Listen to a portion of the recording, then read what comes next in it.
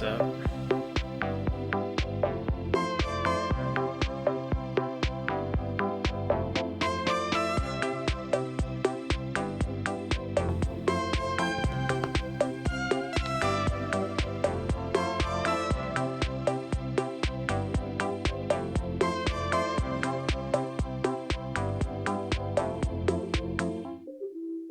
Yo, what's up, everybody? Happy Monday. All right.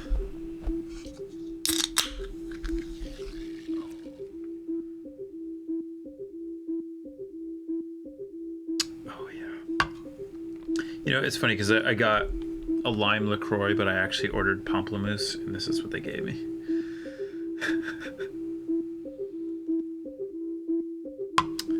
Oh, do you guys like the... Wait, what was the one today? Oh, yeah, RAC has read your message, yeah.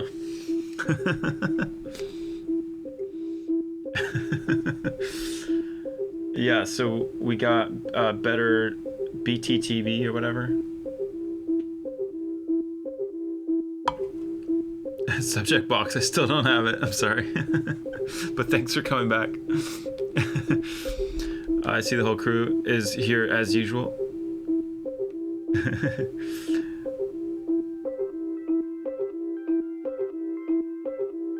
Left on red. Yeah. Yeah, happens from time to time, you know.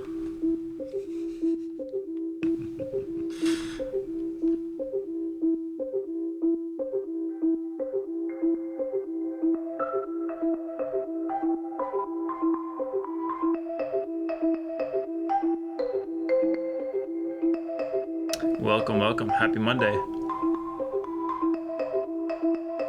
Okay, so there's this kind of a new setup-ish. Let's see if I can change the camera here. So there's this rack mount here that is a lot more neatly organized. All my cabling is off the floor. It looks a little bit better. It's probably a little bit hard to see from this exact angle, but yeah, rack mount. Maybe I should. That's my pivot. Pivot into selling rack mounts. Oh yeah. So I put a new light up here. The Mac is a little more elevated now, so it's actually easier to see. So I'm not just like, I don't know, kind of squinting down that way. Yeah, IKEA. Better watch out. There's some other like rack mount stuff that I set up over there. I had basically been accumulating all this equipment and I had nowhere to put it, so decided to just, you know, get a couple racks and start setting stuff up, basically.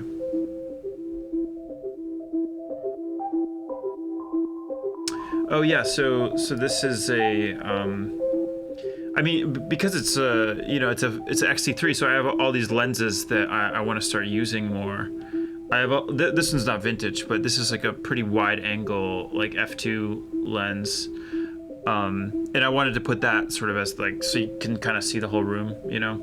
The other one was like pretty tight, so I mean, I put it usually where the cats hang out, so.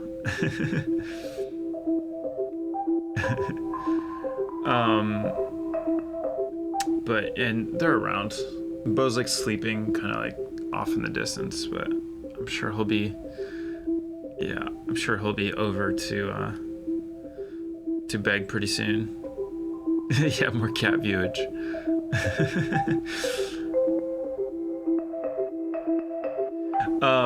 Yeah, so the reason I have the screen there is because the comments, so you see the comments are not blocking anything. So it's all part of an aesthetic experience. Yeah, it's like super hot in Portland today. I think it's like 90 something. But anyway, this is all still work in progress, obviously, but.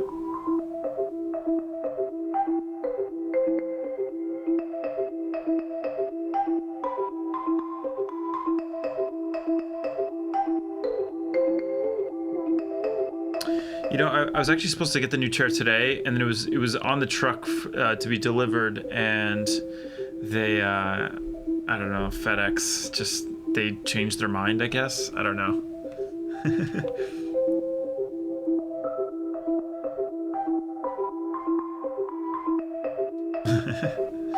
Unacceptable. It's actually fine because I also this is not really that interesting, but I'll tell you anyway. I bought like a standing desk version, but I had to buy a secondary like bottom section, so it's actually shorter, so it's the correct height for this table. So that would only get here on Wednesday anyway, so it's not like I could really use it. I'm not gonna sit on like a standing desk, chair like here. So anyway.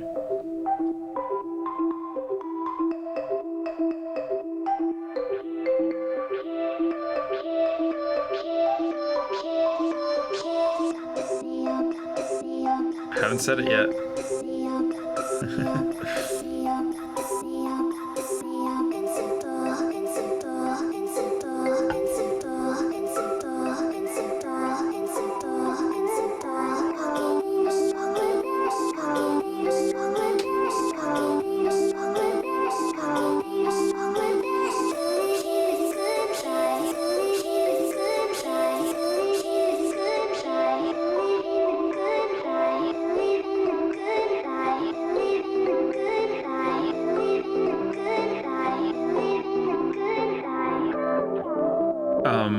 Yeah, so tomorrow is sponsored as far as I understand, yeah. So tomorrow will be interesting. I don't know, we'll get into it.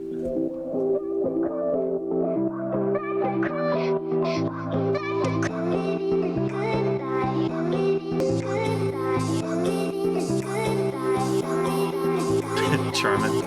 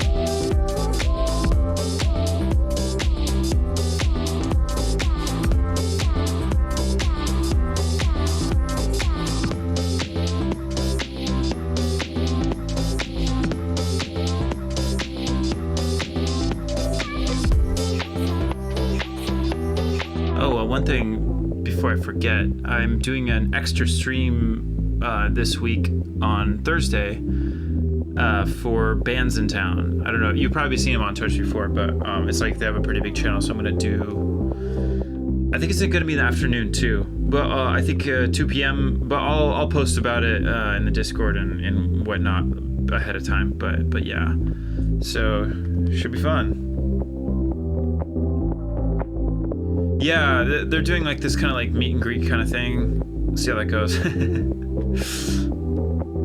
I've done like meet and greets before, but it's always like kind of like a weird thing. Like, yeah, I want to make myself like available to that kind of thing, but I don't assume that people want to, So it's like kind of a yeah, no touching.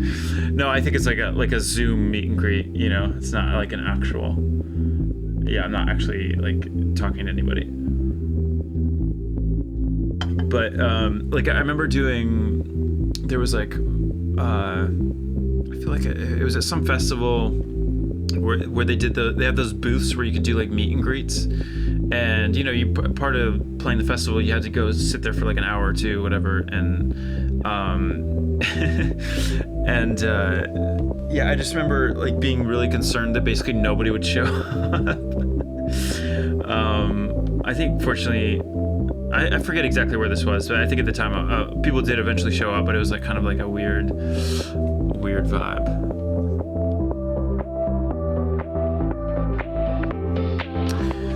Glad you guys like the streams. Thank you for being here.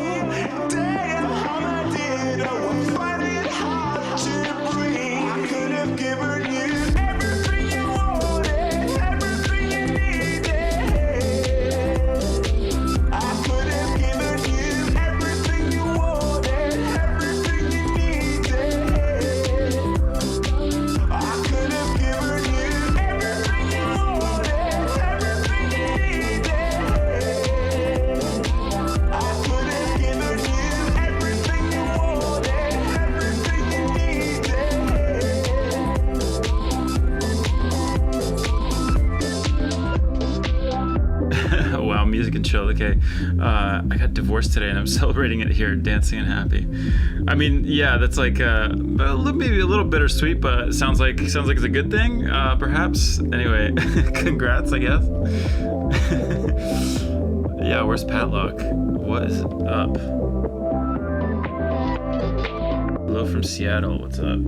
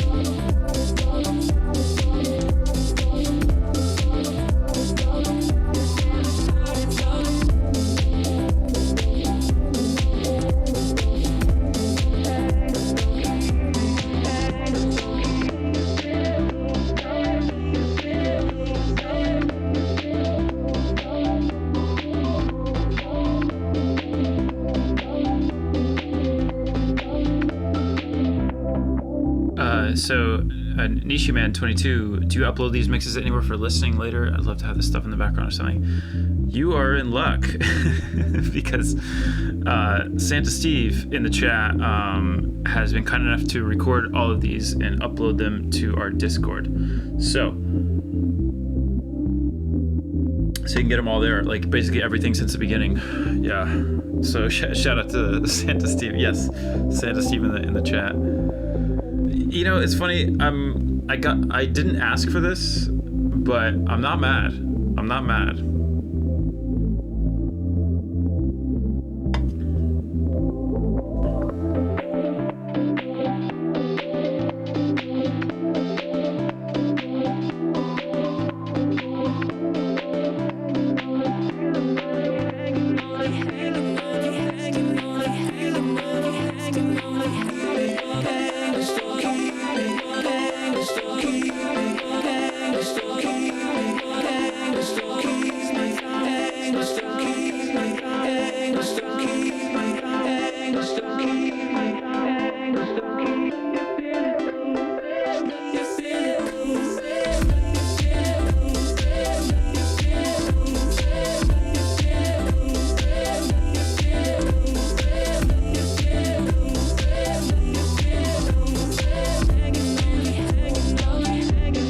Skittle water.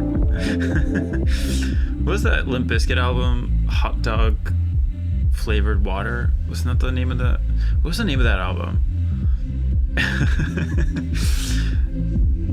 Yeah, I'm not mad to sponsor me. Yeah, LaCroix sponsorship would be interesting for sure. Okay, Tuco Plus. I just saw your Patreon. That's super cool what you're offering there. Might just start supporting you. Yeah, thank you. Yeah, check it out. Like I've kind of shifted my perspective on a lot, on like basically like how to be an artist in 2020. You know, like I think a lot of the traditional model stuff doesn't really work anymore. You know, I'm talking about like the traditional stuff of like putting out music and relying on like tour sales and record purchases and like things like that. It doesn't really add up. So I've sort of been experimenting with the Patreon model, and it's been great. It's sort of like focusing more on like a smaller group of people, but it can actually be very much a sustaining thing, which is awesome. Anyway, okay, key lime LaCroix. Does that actually exist? Skittle water. Blackberry cucumber.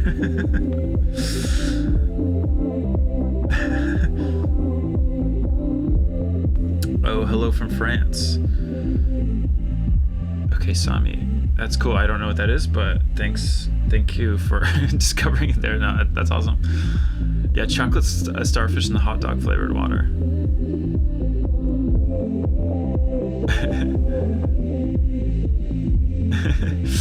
Oh, look, a happy customer. RAC Patreon, really the only thing that I spend money on that's worth the return.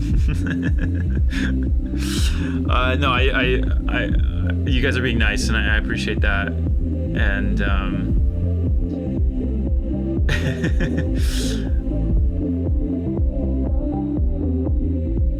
Yeah, no, but like on a more serious note, I do try to make the Patreon like definitely worth it. And fortunately, I have like an abundance of a lot of music that doesn't really normally come out. So there's a lot of stuff that I can kind of throw your way, and it's fun for me because like this is stuff that maybe just wouldn't come out, you know. But like it's kind of cool to get some feedback on it, you know.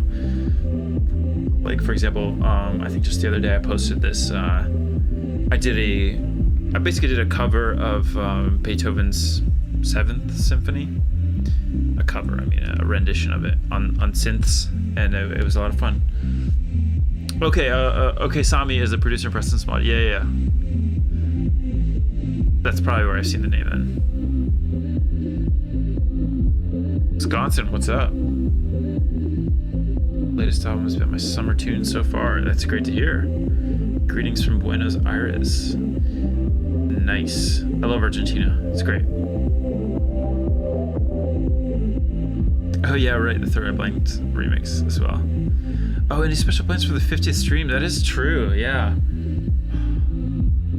Okay, I gotta think. This will be on Friday, right? Yeah. Okay. I'll have to think about it. Super high kitties all the time. Yeah. No, I'll think of something maybe. It would be kind of cool to do something special. Oh, okay, so is it Los Feliz or Los Feliz?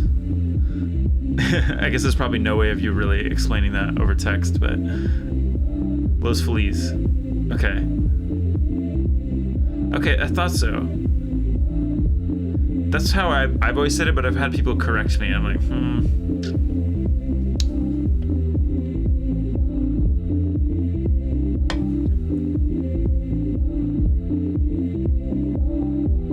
This is the most chill music stream I've ever been to. Yeah, I mean, that's the vibe, right? There's probably a lot of streams with like really intense music all the time.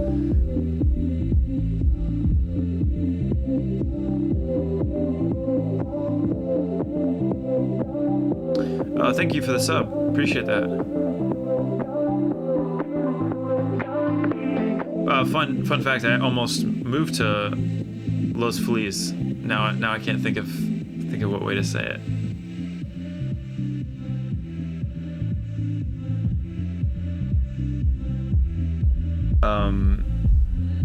Yeah, no, I almost moved there. I actually looked at a bunch of places. This is like many years ago, but it would you know, it's like LA's a big music town, so it would make sense to live there, but I kind of enjoy living in Portland, a little bit removed.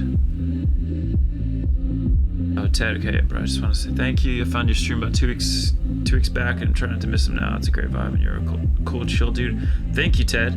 Appreciate that. I'm trying to keep it chill, you know. Life is hard enough.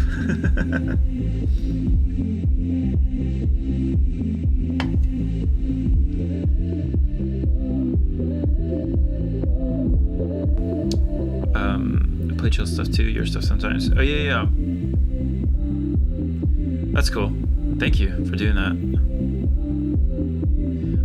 Yeah, staying safe. I mean, I don't leave my house, so I don't really. I mean, yeah, there's like a lot of gnarly stuff happening in Portland right now, but I'm a little bit removed from it just because I've been working so much. Cheers, Copper.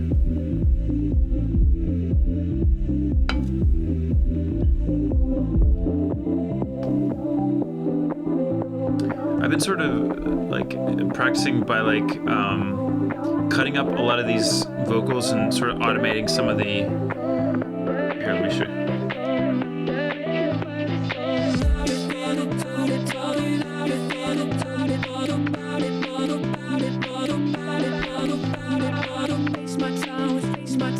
Just finding like little loops that sort of keep a groove going, you know, and it changes every 4 bars or something like that.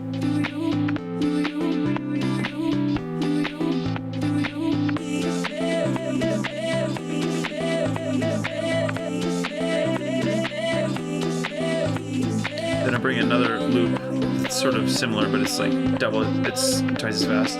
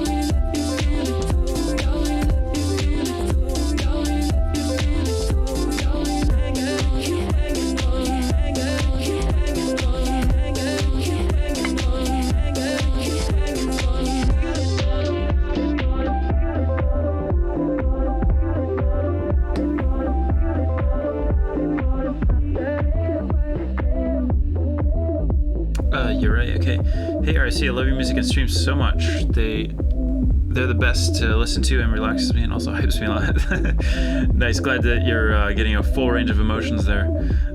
Thanks so much for doing your thing. No, I appreciate that. Thank you. I do. I've been like, this whole sort of streaming experiment has been pretty eye-opening to me. Like, I feel like I sort of stumbled upon something that people seem to be into, and it is kind of different than maybe some of the other stuff that I've done. So I'm kind of glad that I'm doing streaming in my own way, and that it seems like, I mean, you guys seem to be enjoying it, so that's rewarding, you know.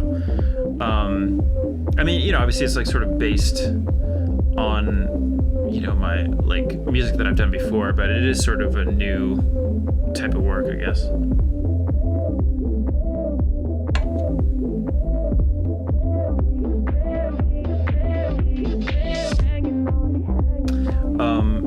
Yeah, so this shot, like, I keep messing with the cameras, like, obviously because I keep like kind of reworking the setup. This feels a little bit more polished right now. So like all the cabling's like in this rack mount. There's all this stuff under the desk that's like all organized. Cable management, you know, big deal. The cameras are on stands. I'm still kind of fine tuning it. I might still raise that one a little bit. The thing is, when I get my new chair, I'm also going to be slightly more elevated, so it's not going to be so much of a big deal. Yeah, I don't know. And then it's just kind of, you know, as the cats kind of do their thing, I'll just like point a camera at them and kind of do my thing, you know.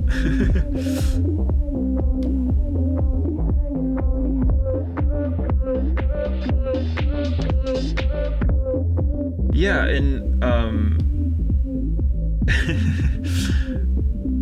okay, just reading through the chat real quick. Okay, this is the best setup by far. Cool to see the mixer and what your hands are doing and the mods into them.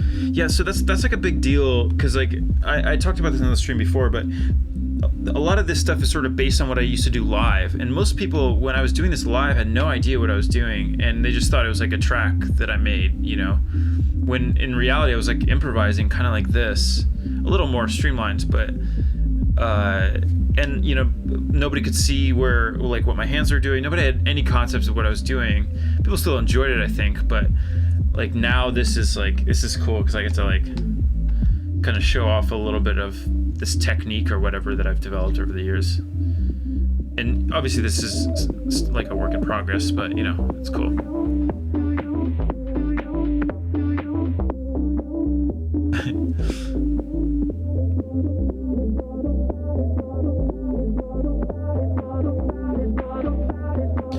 I feel like other musicians who have started streaming during the lockdown have felt more or less the same exact way.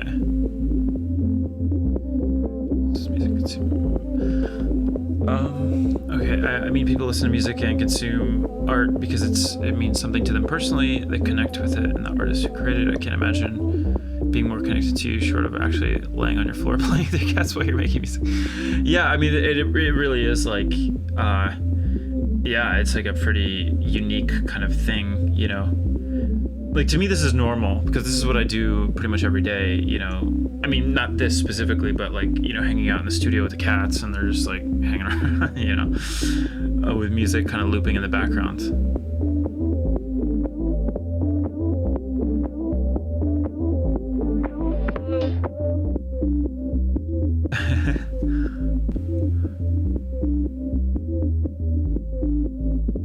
Okay, yeah, for real though. How do you deal with the cat hair? I have a cat and it's the bane of my existence. Brush bathe. Yeah, I mean, you already got your answer. Lint rollers, but yeah, just like a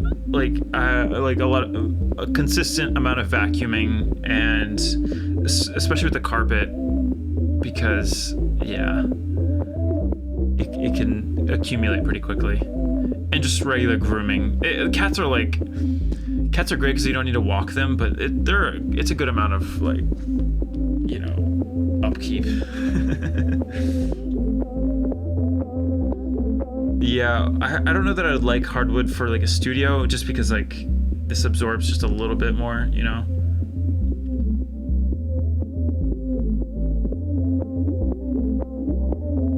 Can you do something new to me? I have no idea what you're talking about. Okay, I love your music, and I wish I could make music like this, but I get so overwhelmed when it comes to music theory and fear of doing the right thing. Any tips for actually getting disciplined and learning? I get so uninspired by the terrible things I make.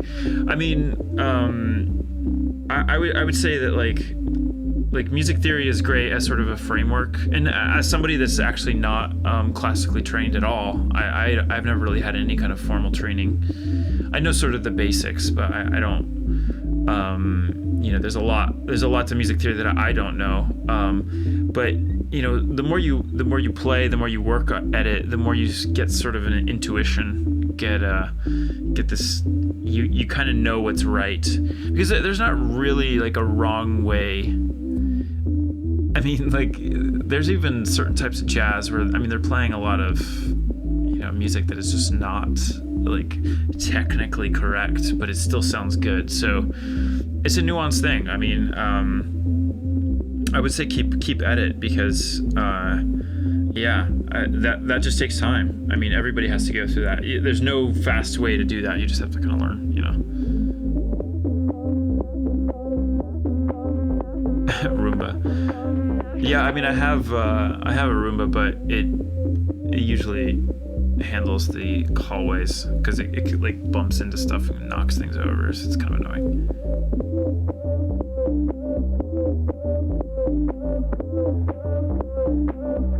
Yeah, jazz chords are, well, so during classical for 10 years, did jazz for a year, and I was like, yeah, jazz especially, it's like kind of, it's quite different. It's like a different world. Dude and wine, thank you, appreciate that.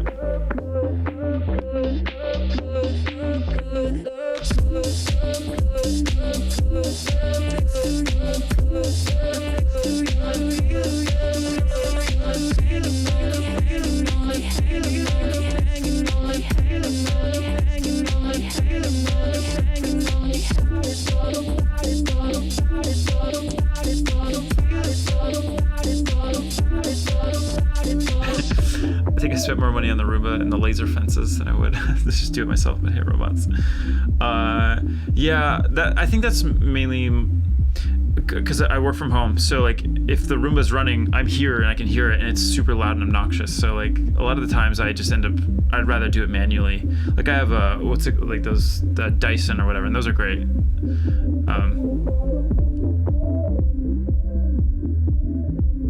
Do you ever get an urge to just make some sort of funk or house or acoustic coffee house type of stuff that's totally on RAC? I mean, it's funny because like a lot of times like I'll do stuff and I'll think it's really different, but then people listen to it and they're like, ah, yeah, that sounds like RAC or whatever. So I feel like a lot of times I think I'm doing something different, but it's not. This is just sort of what comes out, you know.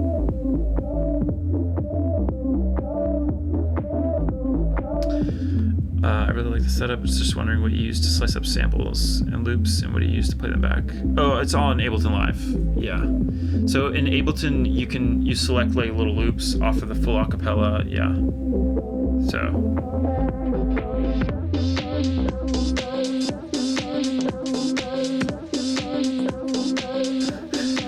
How much does it annoy you when people call you RAC?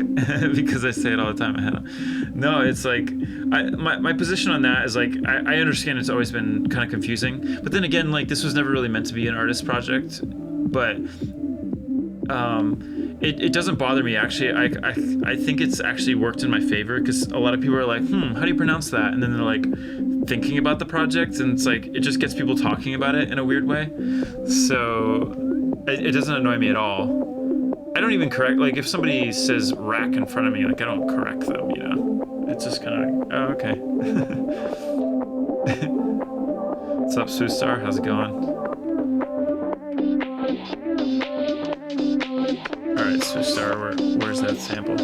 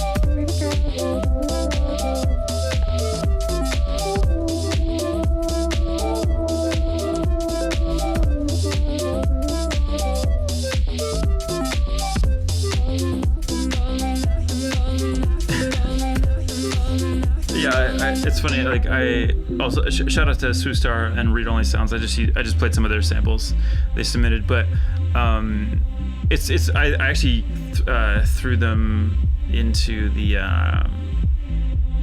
I play them pretty frequently. I kind of throw them around.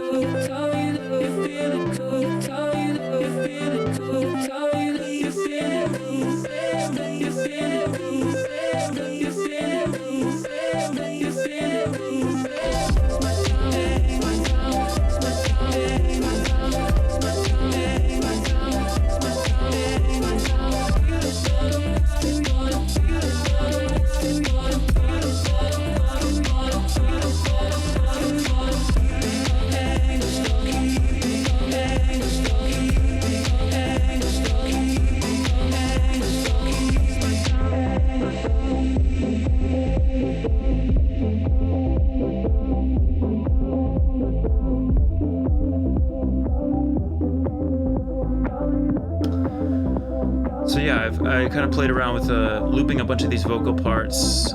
I kind of played it earlier in the stream as well, but some Echo Smith stuff.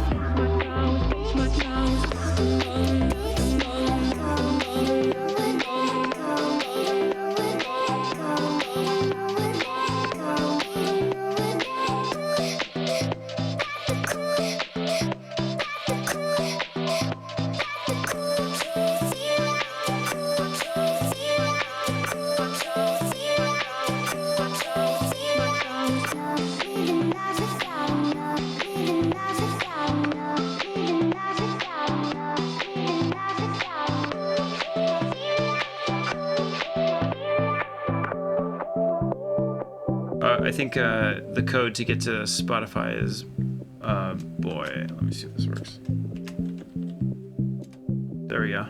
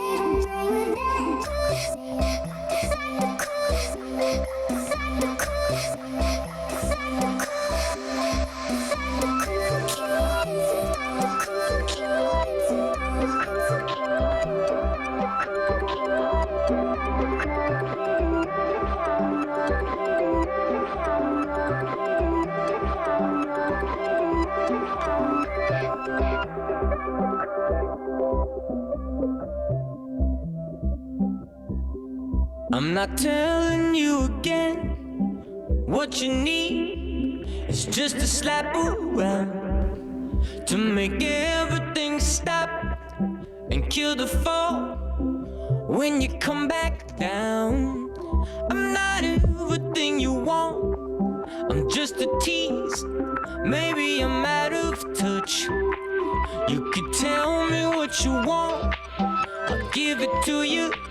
Maybe you think too much, 'cause you're Hollywood. You never should. We never talk anymore. With your high heels on, you kill the sun. I'm not your friend anymore.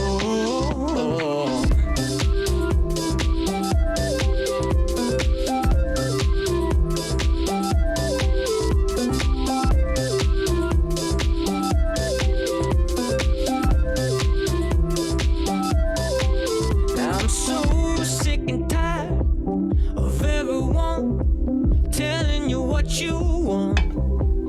I could never keep track of who's gonna come when you start waving your magic wand. And you seem to forget everything that you said before you had it written for you. There's too much going on that you need to belong to. It's the only thing you know how to do, 'cause you're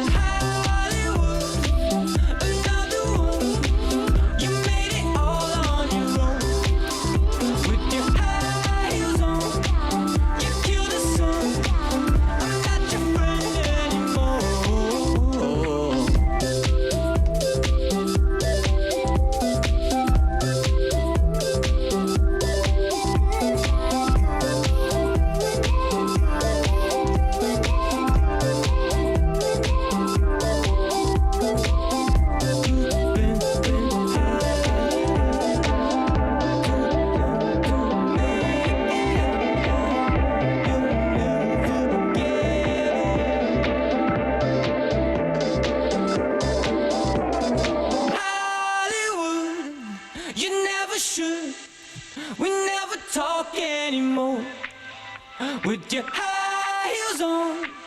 You kill the sun. I'm not your friend anymore. Not your friend anymore. Not your friend anymore. Not your friend anymore. Not your friend anymore. Not your friend anymore. Not your friend anymore.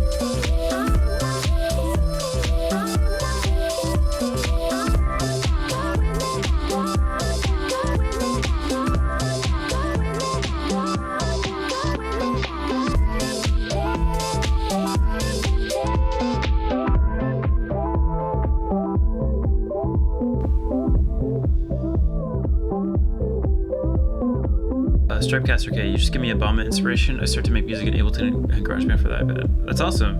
Glad that it has that effect. I certainly hope it does. If anything, maybe I hope to showcase just like a different way of making music, you know.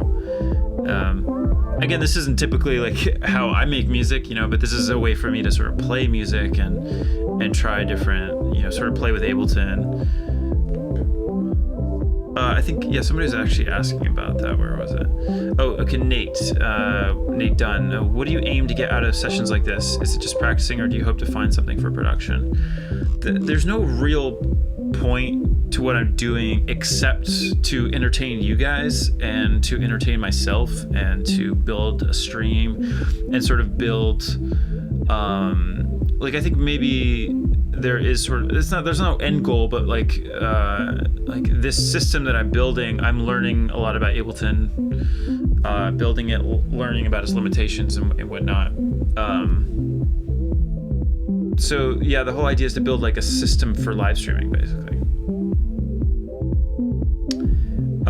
Okay, Jeff, I think Steve kind of already answered your question, but can I stream or play RAC's music, or would I get DMCA'd? So my blanket answer to this is that I don't have really much control over that. Pretty much everything I've ever done has been through a label or through somebody else. So or like a collaborative thing. So most of the time I don't get a say. But what I will say is, like, I've never heard of my music getting blocked, or like people getting blocked for using my music. I think at most it would get monetized. But all that said, I have no control. So I'm reluctant to be like, yeah, go ahead, when it's like, I'm just being real. I don't know. It depends on the track.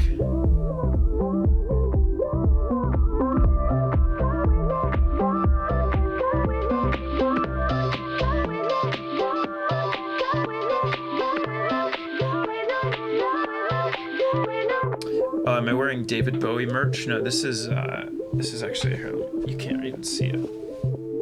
This is Smashing Pumpkins, actually.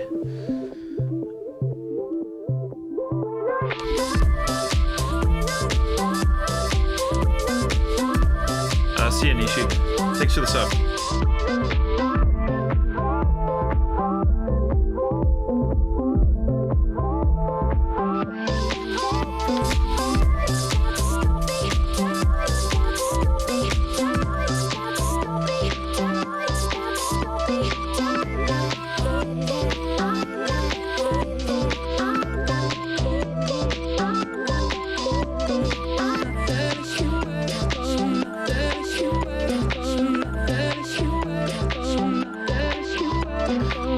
Yeah, it's Ellie. Ellie has a bit of a meme status on this stream, so she makes an appearance. Nickelback 420, we were just talking about you.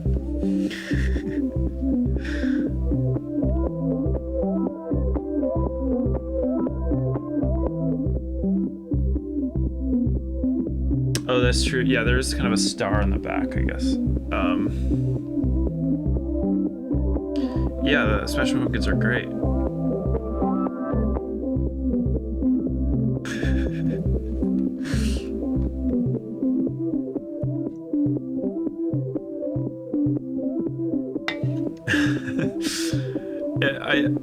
I forget what context it was. I think we talked about you. We actually talked about your username on Friday, maybe.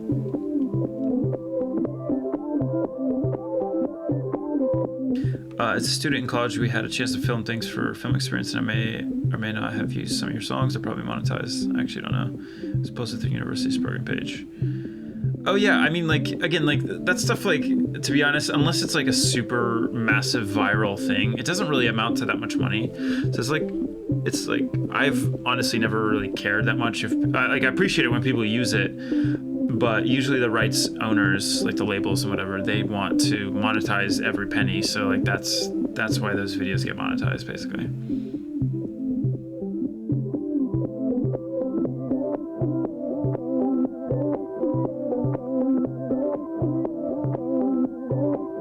Did I ever sample Daft Punk? No. In fact, I really even though I'm like using a whole bunch of samples here, like in my own recordings and whatever, I actually don't use samples. More as a choice. It's less of a headache actually, because I don't have to clear anything. You know, that tends to be an issue when you give away, I think, like sometimes like 50 to 60% of the song because you use a sample. So I'd rather build it from scratch. You know, it's more fun that way. Anyway, I that's kind of a weird tangent, but all that to say that I haven't sampled some Daft Punk though. I mean, I love Daft Punk, but I just haven't sampled it.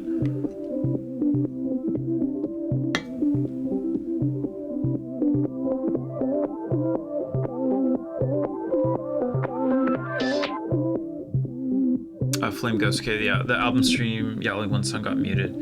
Yeah, I'm not really sure how it works at Twitch. I know that they mute certain things like after the fact,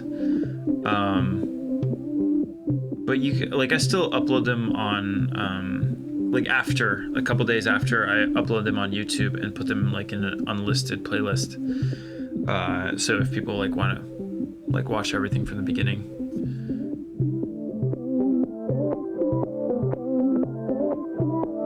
Oh, thanks, Jess.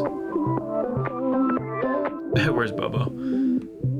Bobo's like, he's just like, he's staring at me like off in the distance.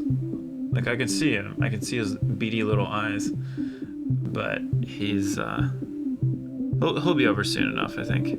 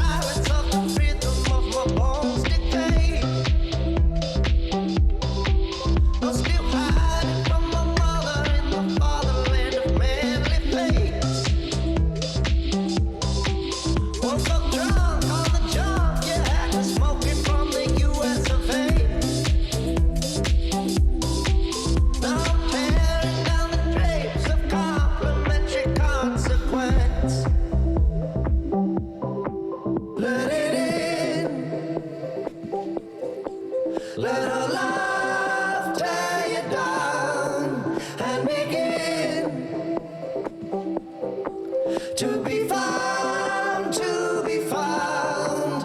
Let her in. Let her love tear you down and begin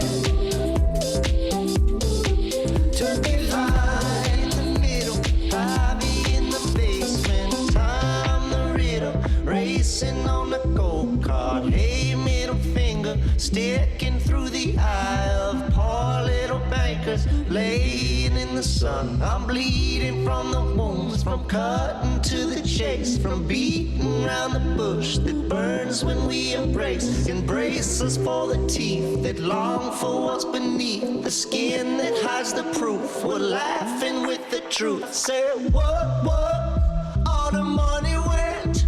You lie, you lie, you lie, you lie. Say where all the money go?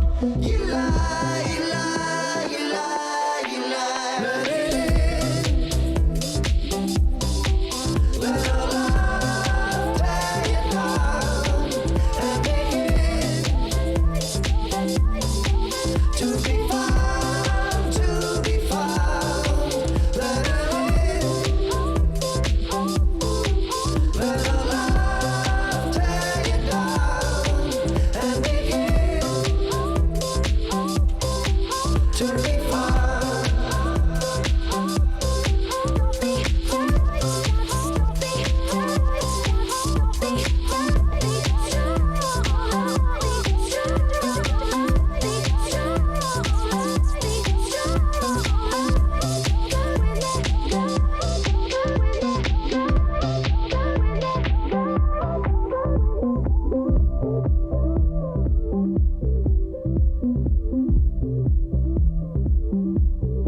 Just getting into some questions here. Copper, okay, been loving all the DJ artists using Twitch now, seeing how their music and DJ sets tend to match their personalities. Yeah, I agree. This one especially, the Twitch Dre fits the RAC music perfectly. That's good to hear. That means that what I'm doing is earnest and real. At least that's the hope. I mean, I sort of apply that to most things in my life. It's like, if I'm going to commit to something and do it consistently, then it has to like come from an honest place. Otherwise, it's just not going to work, you know? Like, I don't know. Like, for me to do Twitch, like I had to sort of find my thing, basically. I was like, okay, this I can do, this I can do my own thing, you know? Do Bobo and Jujo have any favorite toys? Yeah, I mean, the thing is that they get bored with toys really quickly, so it's you kind of have to withhold it from them. Yeah, maybe later in the stream I'll bring out one of their toys that they love. I can't let Bo be unsupervised with it because he'll try to eat it, and it's like he can choke on it, so I have to, again, that cat.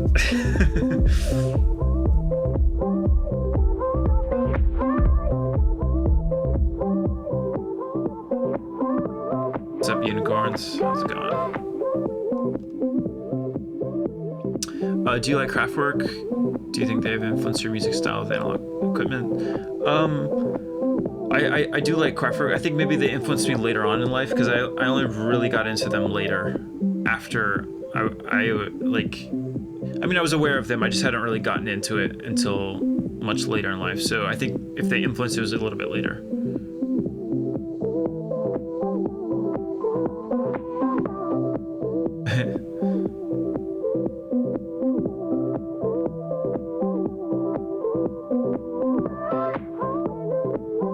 You actually love music and video production. A lot of people just enjoy music much love. Yeah, I mean, I kind of wanted the stream to look as good as possible, right? You know.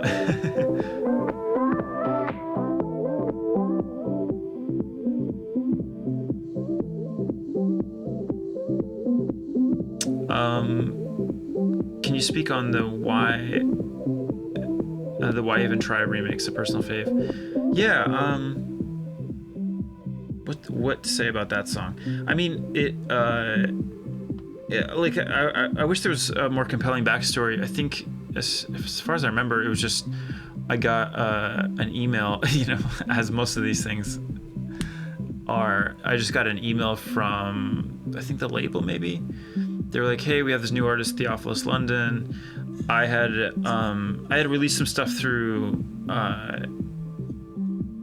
Green Label Sound, which is like a label that was kind of like sponsored by Mountain Dew. So I'd released like a single through that, and because they like paid for a bunch of stuff, and I remember Theophilus being on that label, I think, and then he got signed to like a bigger label, and then he was reaching out about a remix, and the song just happened to have Tegan and Sarah on it, which I had done a bunch of Tegan and Sarah remixes, so it was like kind of, it was cool. I mean, I don't remember much about it except that has that sort of funky like piano line, which I wrote on the piano first and then sort of played it on guitar, if I remember correctly.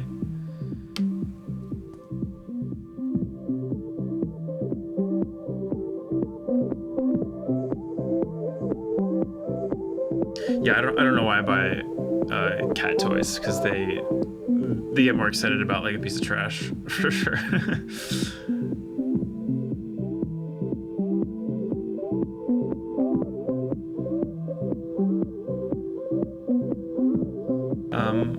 Okay, I really want to start making music as a hobby outlet, but I find getting over the hump of learning to use Ableton really tough. I would say try, like, if you're just trying to have fun, I mean, try GarageBand or like something like that that's a little more streamlined. And then like once you're comfortable with that, then you sort of know what you're doing with Ableton. I mean, Ableton has a lot more, but you know, think of it like from the jump from like iMovie to Final Cut. I don't know if that's a good example for you, but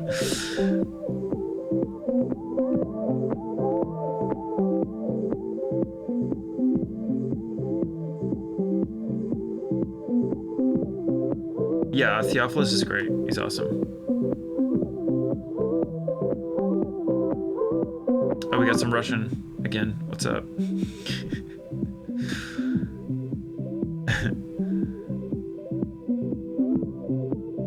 Yeah, string or hair tie. Yeah, they just... Yeah, a plain box is just their favorite thing. Like, no matter where I put a box, like I'll find one of them in there. Usually Bo, because Juno will go in there and then Bo will kick her out. Like Marvin.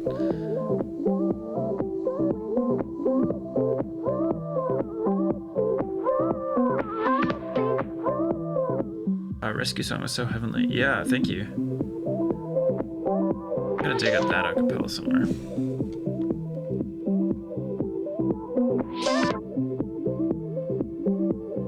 Yeah, the new chair was supposed to get here today, and it didn't.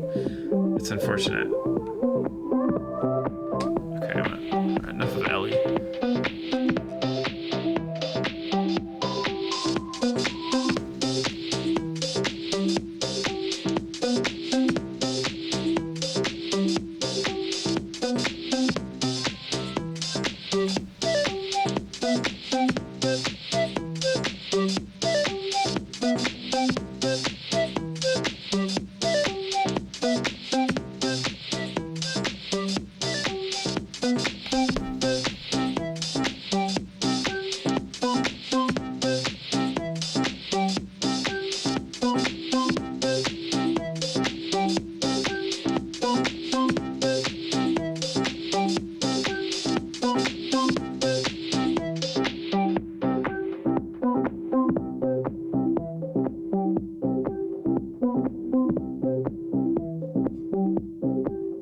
This is getting complicated because I keep losing my spot, like trying to find certain things.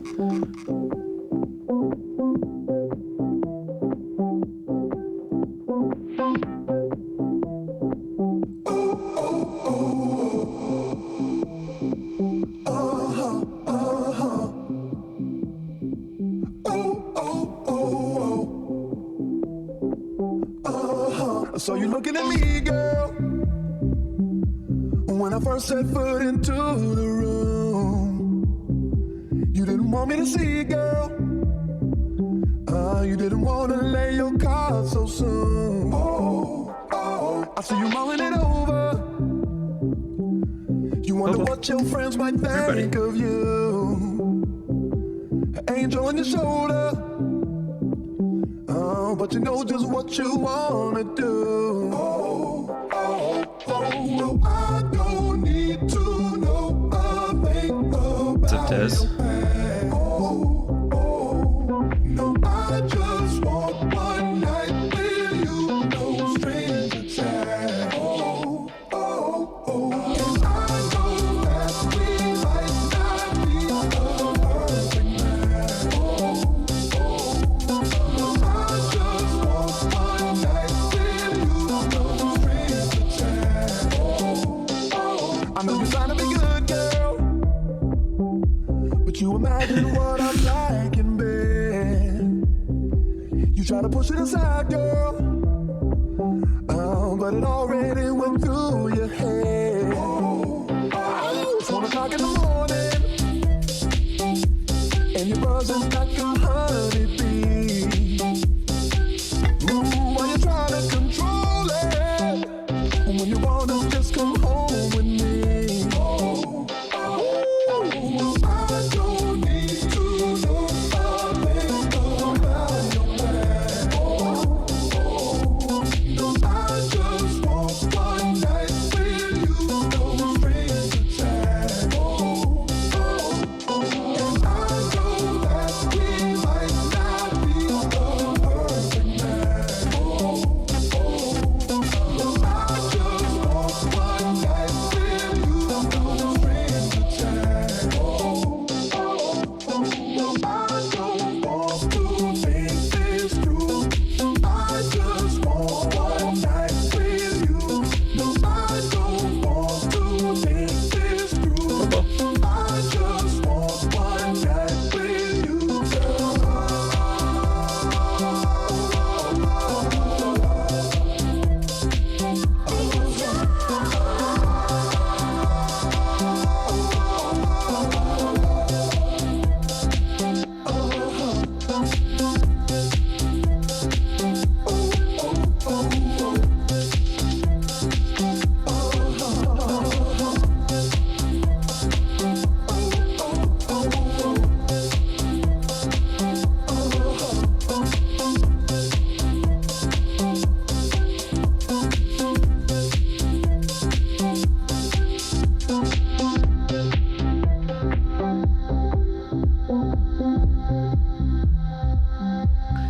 Okay, just catching up. There's some more questions that came in.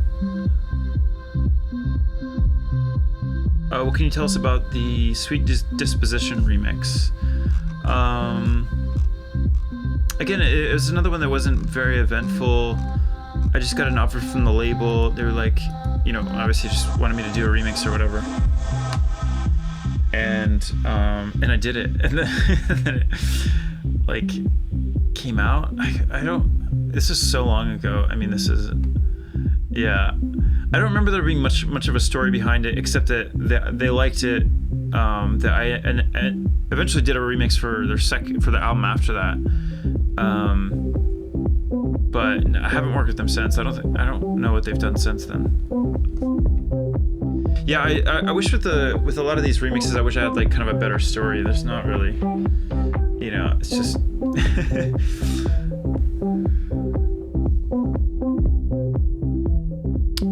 Okay, Cast Studio. Sorry, these live loops are just long pre-recorded tracks. Yeah, basically live looping.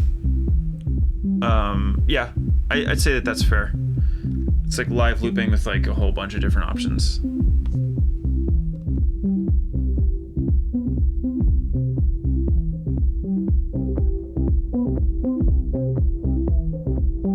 Nate down real quick. The 0.7 is just like the current. Again, because I've mentioned this is sort of like a work in progress. I keep a version in the corner just so people can follow along and see, hopefully hear an improvement, you know, over time. So it's just so people can get an idea of like, oh, here he comes, cat fight. And cat butt. All right, okay.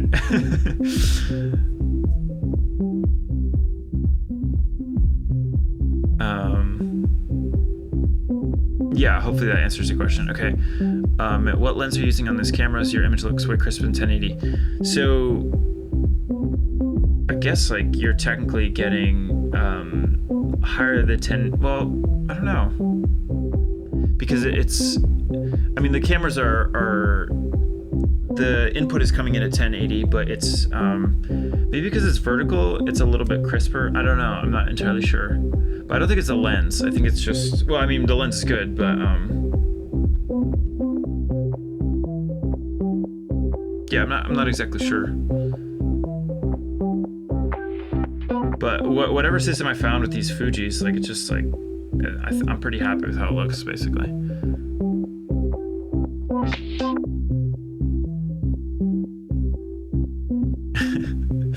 Des walks in and everybody's just like, finally.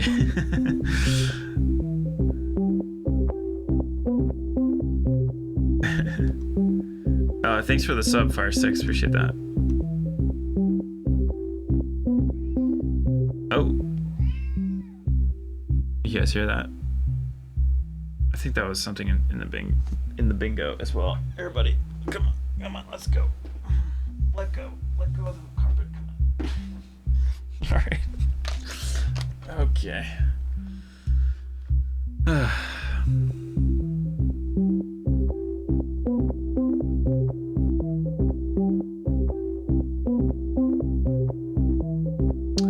Oh yeah, Read Only Sounds, glad you like the Broken remix. Appreciate that. Yeah, Bo's definitely the instigator. He always starts fights. Music and chill, yeah, thanks for hanging out. And congrats, I guess. Wait, are we #1 in music again? That's interesting.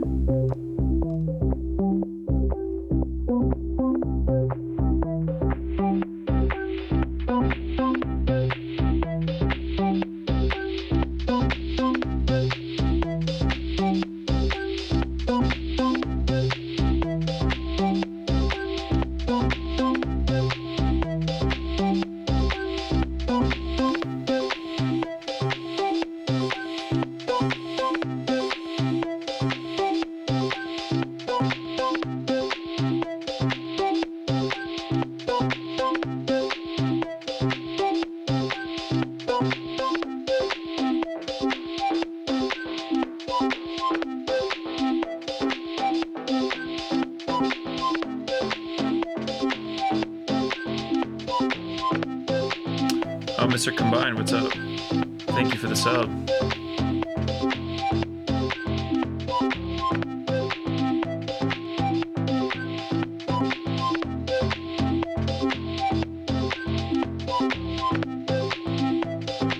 What's up, Star China?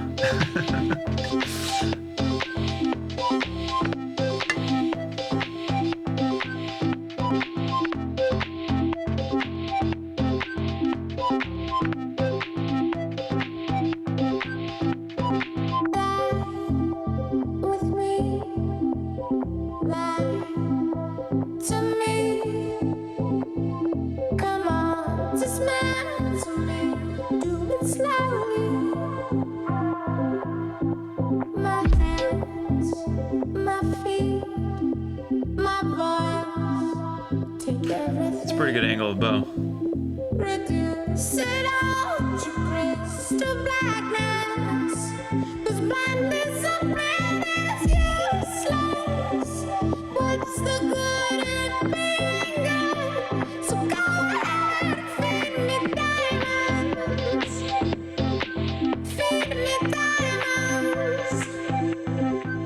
Feed me diamonds. Diamonds, feed me diamonds.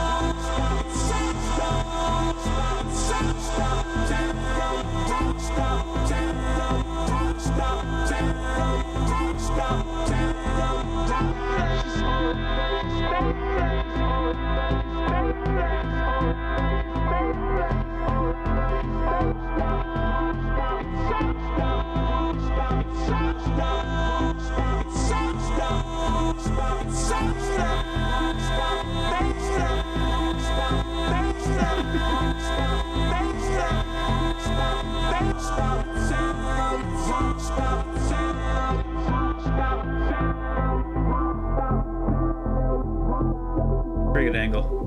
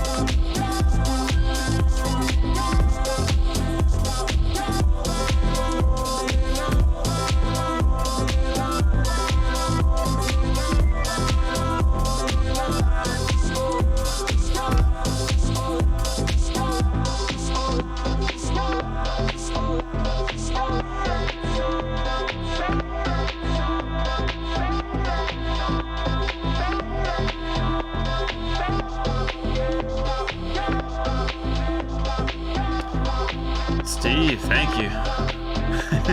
now you got bingo. All right.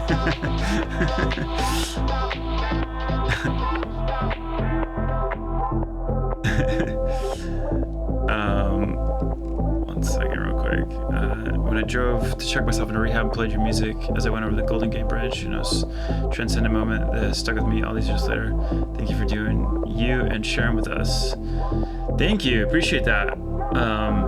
Yeah, I mean, sounds like you went through some stuff, but sounds like maybe you're through it. I don't know, but either way, no, that's really awesome, and I appreciate that you sort of had a moment with the music. Like, I kind of have in my own way, I have like sort of my, I have sort of a moment with the Golden Gate Bridge where we were playing. We're actually playing on one of those boats or whatever. It was like underneath, and they like kind of parked like under. It was kind of cool to like finish a set sort of like under that bridge. It was a pretty kind of cool show. One of my favorites, actually.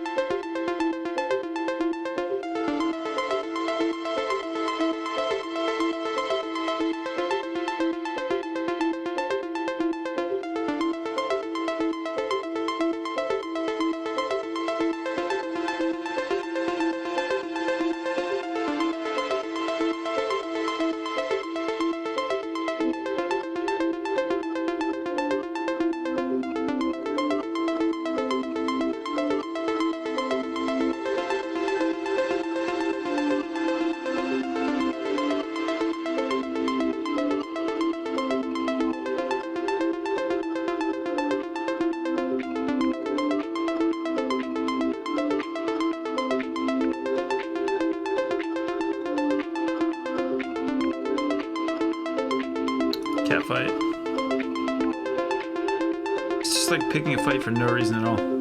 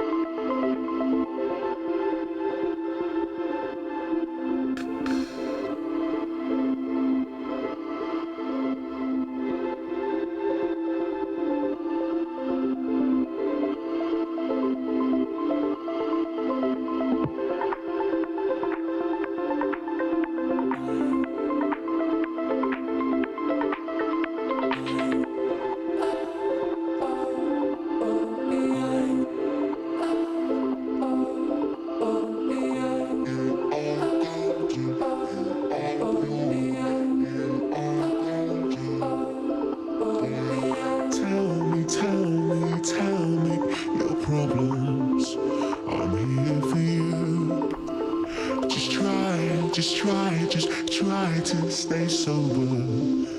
It's eating you, and they say you are a monster. But what I see is a child. Your eyes are glowing red, and your tongue has caught on fire. You are golden, you are pure, you are golden.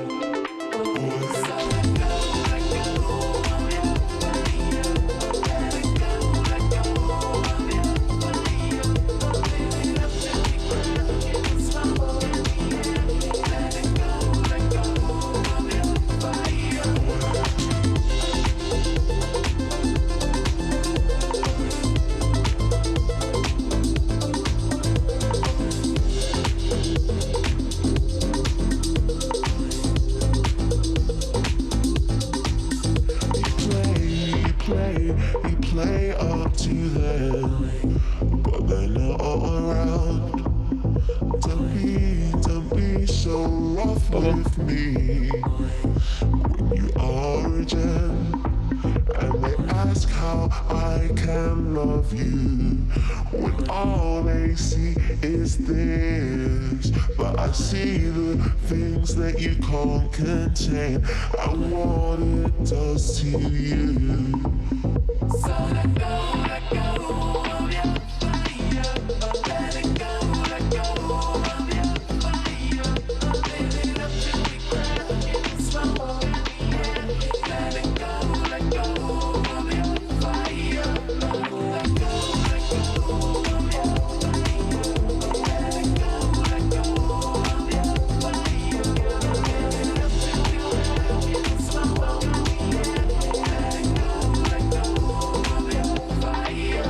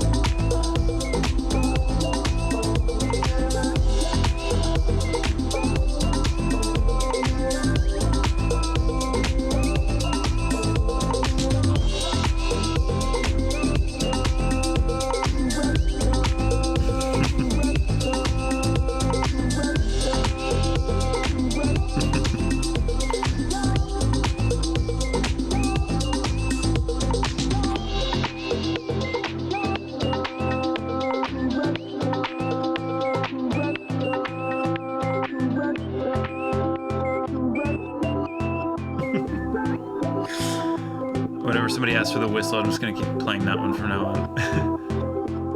Is the tattoo on your left arm related to PewDiePie? No.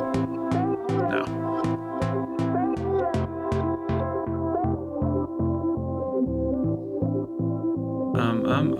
Okay.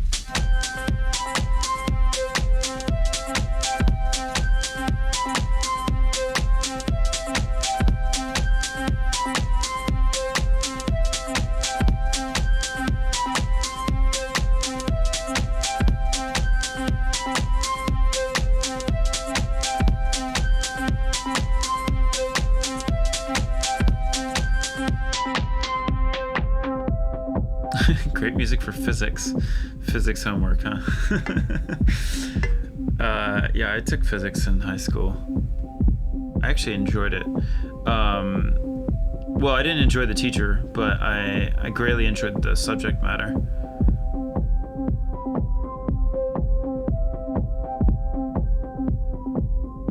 Yeah, I think we've been staying about 200, like on the typical streams, which is great. And then Twitch is supporting, I think, mostly on Tuesdays. So tomorrow should be like substantially more, but yeah, that's usually how it goes.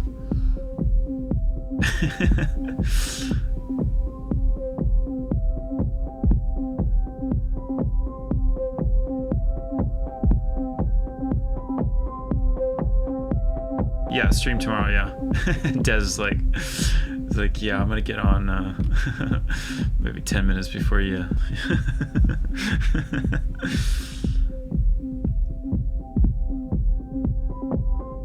Yeah, so I mean, that's happened a lot where people are like, "Oh, I didn't realize you stream," and it's like it's fair because like I really only started somewhat recently, but yeah, bathwater. Yeah, watch out. That's for the OnlyFans.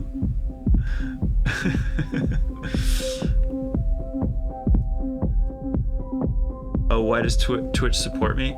That's a good question. I think it's, I mean, this is just my interpretation of it, but I think because I'm doing something a little bit different than what's typically on the platform, I'm putting a lot of effort into it.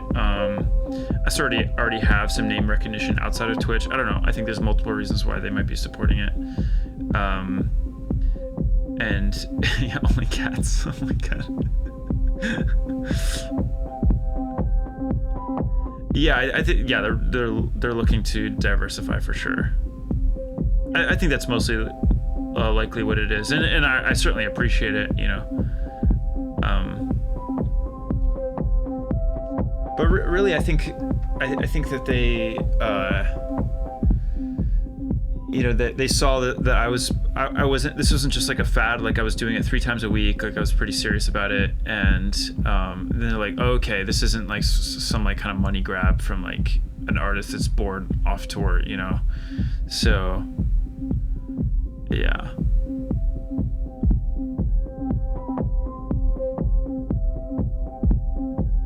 Yeah, no, I mean, like, it's not like I expected them to. I mean, I didn't necessarily expect them to just help me just for no reason. But you know, I certainly appreciate it. Yeah. I mean, they.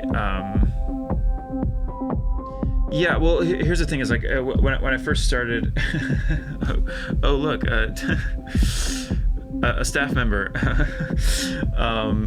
But basically, like when I first started, I was doing Restream mostly because I didn't have like an audience here on Twitch. Like I knew that Twitch was like the best platform for this type of thing, but I think I maybe like 200 followers or whatever, so it just wasn't, you know, compared to like 50,000 on YouTube. So it made more sense at the time to stream to YouTube, but like YouTube is kind of let's say non-communicative, if that makes sense. It's like impossible to like, I mean, you can talk to people there, but like I had a great people, I had a lot of people at YouTube be like, yeah, we're gonna help, we're gonna support, we're gonna help do this and that, and then they even like basically forced me to use some like weird hashtags one time, and then they kind of like I did, and then they didn't promote it at all. So it was like, and then meanwhile Twitch is like, hey, come over here, you can be a partner, you know, we'll help you. And it was like, yes, finally, like because like that sort of removes the main obstacle, which is that I didn't really have a follower count on this platform. And it, you know, it's even if you have a high follower count on some platforms, it's really hard to transition that to other stuff. You really have to promote it pretty heavily. So like Twitch helping out is like super important and valuable, because it alleviates one of the main issues that I had, just like trying to transition, you know. Yeah, it's really hard to migrate viewers, and fortunately I hadn't really I hadn't really been streaming that long on YouTube and Facebook and Twitter, I guess, with Periscope. But you know, once I started streaming on Twitch, people moved over pretty quickly. It actually kind of worked out. And it's really nice to have everything kind of in one place, you know, where I'm not like, so and so on Facebook asks this question, and you're like, you know. Yeah, this is also an interesting time, you know, obviously with musicians not being able to tour. But then again, like I do see this as like something else, not as like a replacement for live touring, you know. And that's true. Yeah, the culture is changing. Like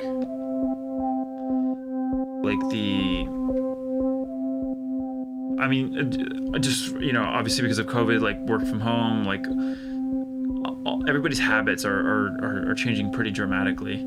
And even when, like, let's say in a perfect world, we had a vaccine tomorrow, everything, you know, everything's cool. Like, I don't think people are gonna immediately jump back into like all the typical things that they used to do. I think it's gonna take a while, you know.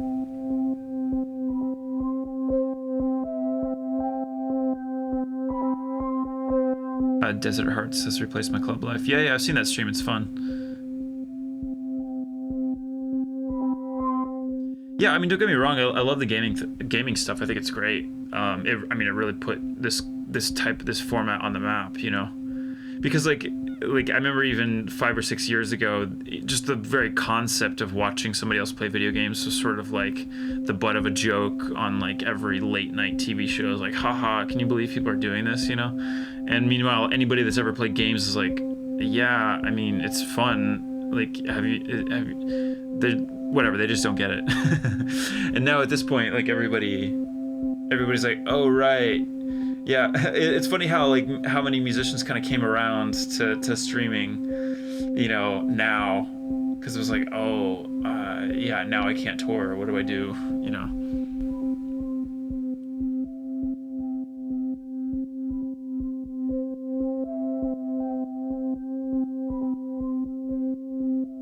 Just catching up with the chat real quick.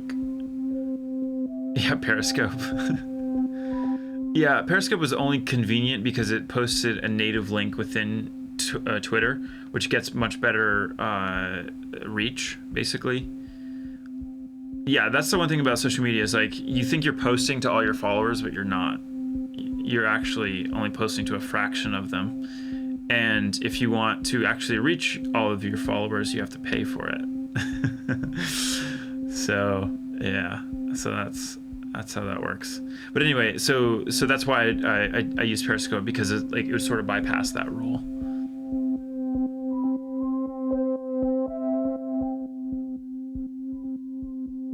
Your production value alone is already equal to, if not much higher than the average Twitch streamer, makes the stream so much interesting. Yeah, so that was something I was talking to my manager actually the other day or today about this. I mean, yes, I've put a lot of effort into making sure the stream looks as good as possible, like designing the layout and the setup and like all this stuff. But I'm like, you know, I'm kind of starting out. I mean, I'm certainly making an income from this, but it's not like my main income or anything like that. But like I'm looking at like some Twitch streamers that do make a living from this and making like a lot of money on the platform, and they still use sort of like a very basic setup. It's a kind of surprising. I figured they would try a little bit harder. I guess like if you're kind of at that professional level, I would expect that from people, you know. But then again, maybe I'm wrong, and people just appreciate the sort of casual nature of it. I don't know. So there's definitely something to be said about that, and props to people that don't need, you know, the actual, you know, the high quality content, whatever, the high quality cameras to make it the best. I don't know.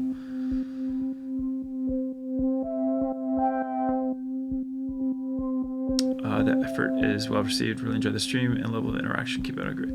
Yeah, no, I love the chat is the best part. I mean, like, yeah, I enjoy playing music, but it's like kind of fun to sort of just like hang out and do stuff, you know.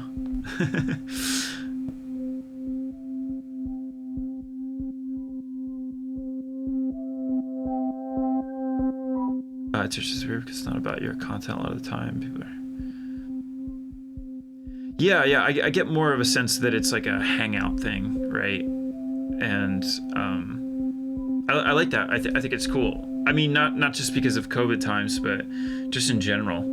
Like, I can't think of any other medium where I'm able to, you know, communicate in this way, you know, for like long form stuff.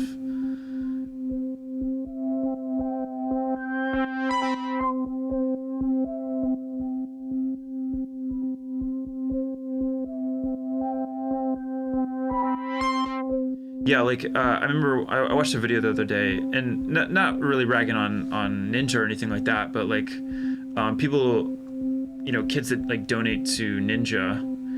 I mean, you know, the guy obviously makes like a ton of money, and it's just interesting why people still continue to donate, knowing that, you know, he's very well off. Their donation doesn't really have much of an impact, I guess, whereas like a smaller stream, like a donation definitely makes a huge impact. So it's just interesting. But then again, there's another layer to it, which is maybe people just want to see their little username like on the screen or something. I don't know. I'm still kind of like wrapping my head around all of this, and I find it fascinating.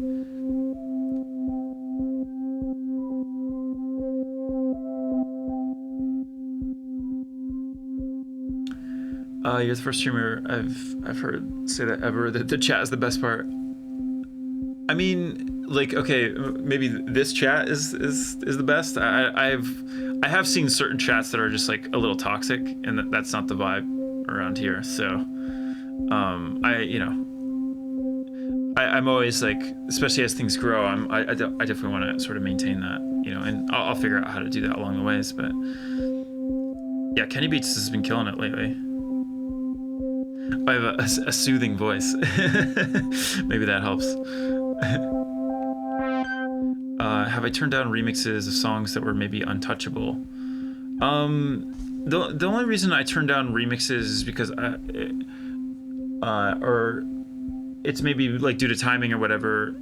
Maybe I won't generalize, but I'm saying like I've turned down certain remixes because I didn't think I can add anything to it that was meaningful. Like, some songs are just not very remixable, you know. I mean, this is maybe like a bad example, but like just actually over this past couple of weeks, I've been working on this choir project. It's like a remix of a bunch of like choral pieces, and it was actually this is sort of the other side of it, which is that it was very difficult because like choral music doesn't really have a strict rhythm to it. I mean, it has a rhythm, but it's not consistent, and it was just hard to kind of turn that into something that's remixable, basically. So I had a hard time with it. It took me a long time to kind of work on it. I think I broke through and like did something with it that I think is interesting, but yeah, there's only so much of that you really want to do. I mean, for example, like when I remixed Bob Marley, like that was, you know, getting an email from the Marley family asking you to do something, like, of course I want to do it. But in the back of my head, I was like, oh my God, this is going to be so hard. Like I really have to step it up, you know, and there's no slacking off here, you know. I mean, I don't slack off in general, but yeah.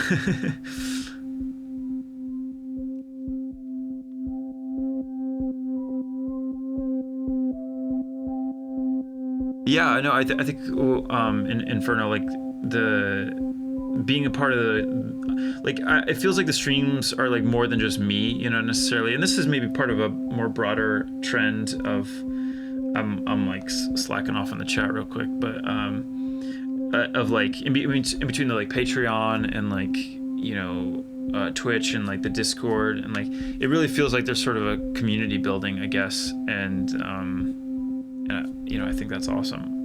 That's sort of new for me.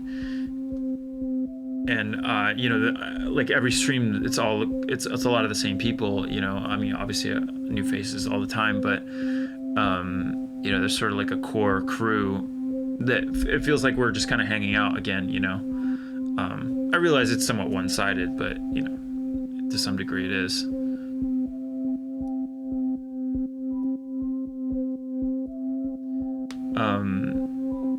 I mean, it's like, yeah, I do want to grow the audience, but I do want to like make the interaction scalable, you know. I don't want to just like lose it, you know. I'll kind of tackle that as it comes along, but I think I've done an alright job sticking with it. I think it's about loyalty. Who are you most? I'm gonna kind of skim through a little bit because I'm really lagging behind. I think it's about loyalty. You are the most loyal people, as well as be a part of it all. Yeah, I agree.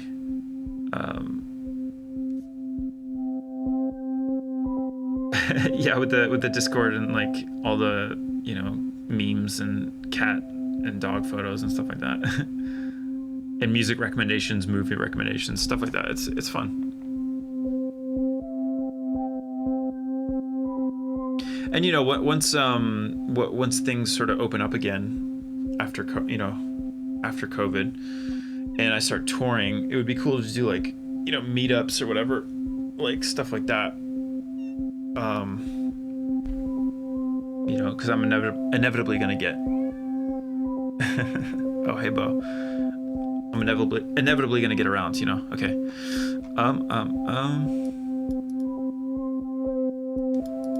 It's great. I love the realness. Way less ego in general than a lot of gaming streams. Yeah, I get it. Favorite cat and lint rolling stream. Hey, buddy. Okay, I'm just gonna kind of skip ahead a little bit because I'm way behind.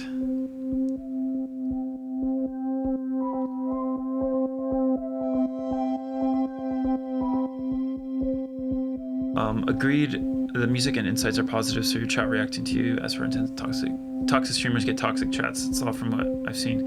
Yeah, I do get the sense that like you kind of get what you put out in the world, and I think, at least so far, that's been true for me. I feel like these two, on the other hand, buddy, he's such a jerk. Anyway, thank you for the sub, Pizza. Appreciate that. Yeah, like slow mode or something like that. Okay. I don't know many Grammy-winning artists who spend as much time with their fans as you do, Dre. Yeah, I guess I don't know. Yeah, no, I've talked about. I've talked about this a lot on the stream before, but it's kind of like how I've kept my audience sort of at a distance for many years, and not like intentionally, just sort of like I'm living my life over here, you guys like the music, and that's about it. And then more recently, it's like, no, I can actually like really engage on a much more personal level, and it can be rewarding for me just as it is rewarding for other people. So yeah, it's just interesting.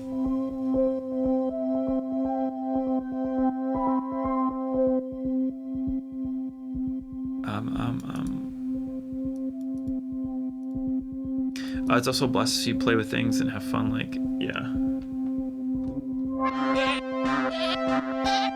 Yeah, I don't take myself too seriously.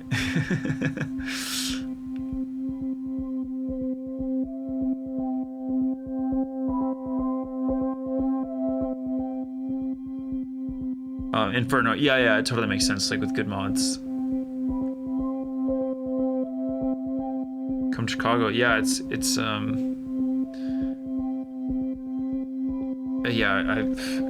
I mean, we have dates next year at some point. I haven't even announced them yet because, like, even then we don't know for sure.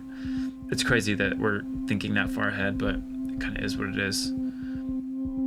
It could be that, like, I mean, I don't really think this is gonna happen, but like if COVID sort of dies out sooner, maybe we'll do a tour sooner. But at this point, we're sort of shooting for next year. It's crazy. Your cat's named Bob. He kind of is a Bob. Isn't that right, Bob? Yes, it is.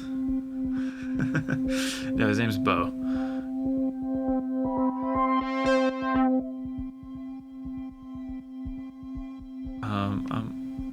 A meetup where we all mentions our usernames. Yeah. Actually, you know what? This I am sort of playing with this like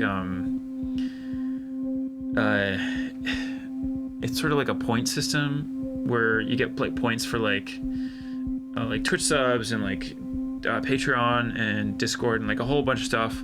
Basically creating like a uniform point system that gives you like discounts on merch and like maybe like free entry to show, like stuff like that. So that's kind of ongoing, but I've been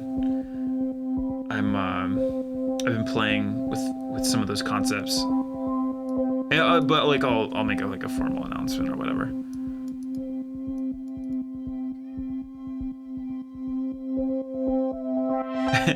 I'll just Venmo you direct instead of paying for the meet and greet tickets.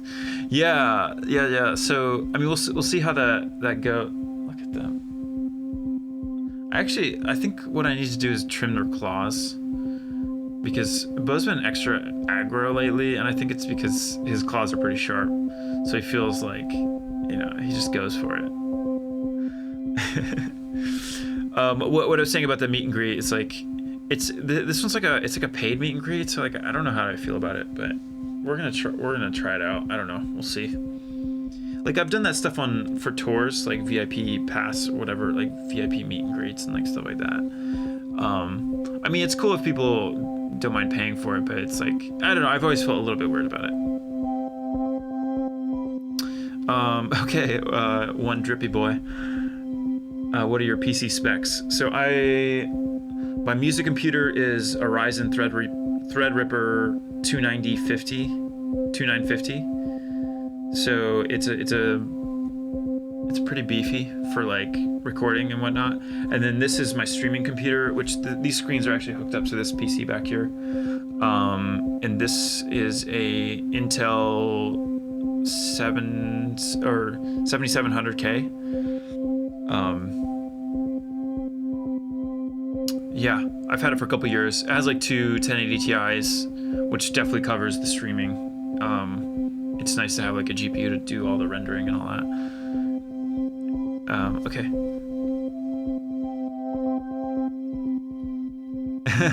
I'm not gonna lie, that one bent fader.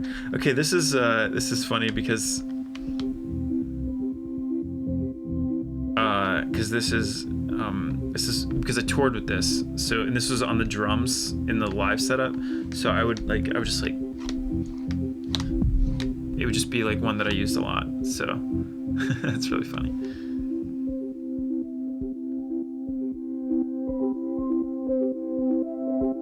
So much interaction, chill vibe compared to Deadmau5's old production streams where he was still on Twitch. Yeah, didn't he go to Mixer or something? I'm sure he got paid for that. Like an illegal catfighting ring.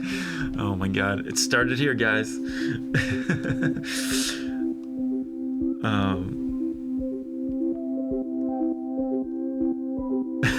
Bo is a typical Twitch viewer trolling everyone.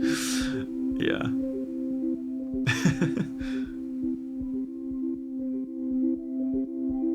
What keyboard is this?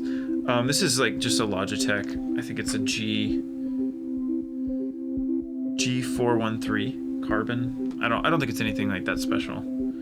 But mechanical keys, whatever. Like I got sucked into this YouTube channel yesterday of this, I forget what it is. It's basically like a YouTube channel dedicated to like really high-end custom handmade keyboards. I'm like, ooh, I like this. Yet another rabbit hole for me to go down, I'm like, suddenly my keyboard is not good enough and I need something new. Oh my god, betting with channel points.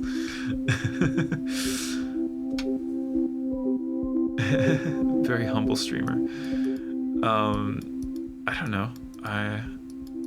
Do people get pompous over here? I don't know. Would you start touring in Europe and Asia when things are calming down? Yeah, for sure. I mean, I'd love to. I tour in Asia quite a bit. I was just there in January. In fact, I had to cut my trip short because of COVID. Okay, I really got to jump ahead because I'm like lagging behind.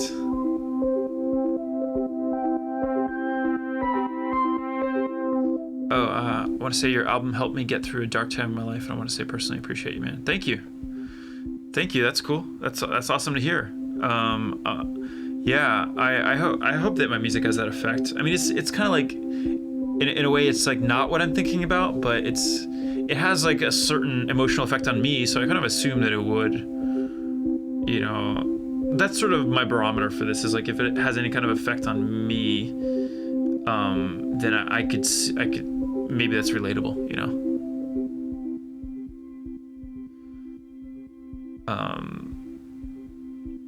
Oh yeah, no, I knew that Mixer got shut down because of that crazy like Ninja and Shroud deal. That's insane. I actually like, I guess I don't feel too bad because it's like a corporation, but it's like they definitely got out. They definitely got the good end of the stick there. But also he's being such a dingus. Juno's like head on the side. Yeah, the whole thing like where they had signed these exclusive deals to Mixer, and the Mixer had to, like, in order to continue the deal, they had to like renew the deal with Facebook, and they said that's not part of the deal or whatever, so they ended up just like having the full deal paid out, and now they're free agents to go anywhere, so it's kind of the best. Yeah, I mean, Microsoft has so much money anyway. It's like, whatever.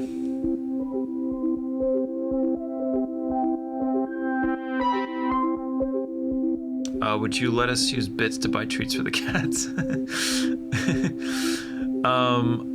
Yeah, I don't know if I'm able. Like, I assume I can set that up to some degree. See, he's like going over there because he knows he's gonna get attention from me. Like if I. Oh, it is 8 o'clock actually.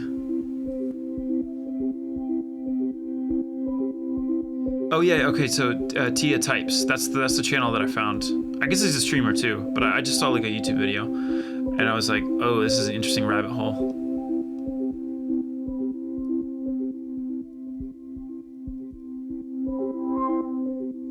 Have you made any really close friends while touring and producing? Yeah, for sure, of course. Yeah, definitely.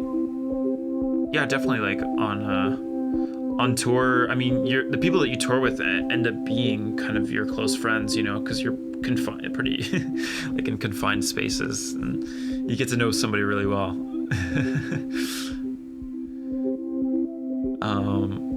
Hollywood helped me get through a breakup. It was so on point. It was scary. Well, glad to hear it helped you. Yeah, no, I feel bad for the small streamers on Mixer, but it seems like Twitch is like definitely kind of. I feel like they had like maybe like a fast track system or something like that. I don't know if it was like kind of unofficial, but it seemed like I saw a lot of people from Twitch like kind of reaching out to the streamers to the partners on Mixer.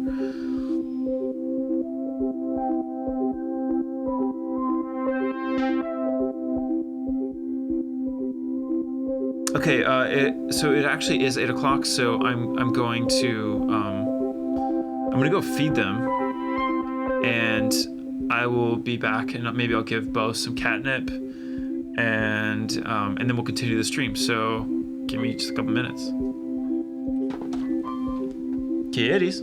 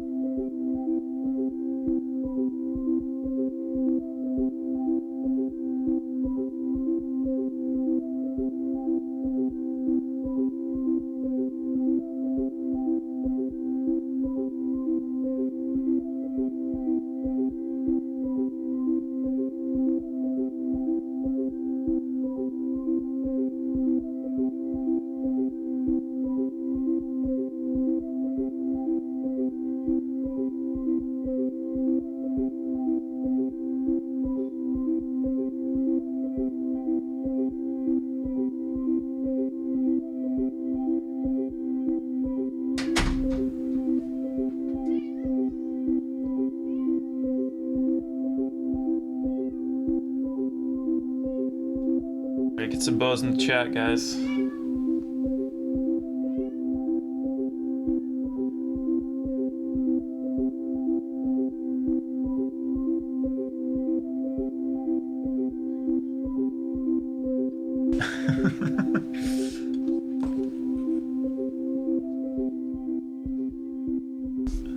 Actually, I get a oh my god, 47k channel points. That's crazy.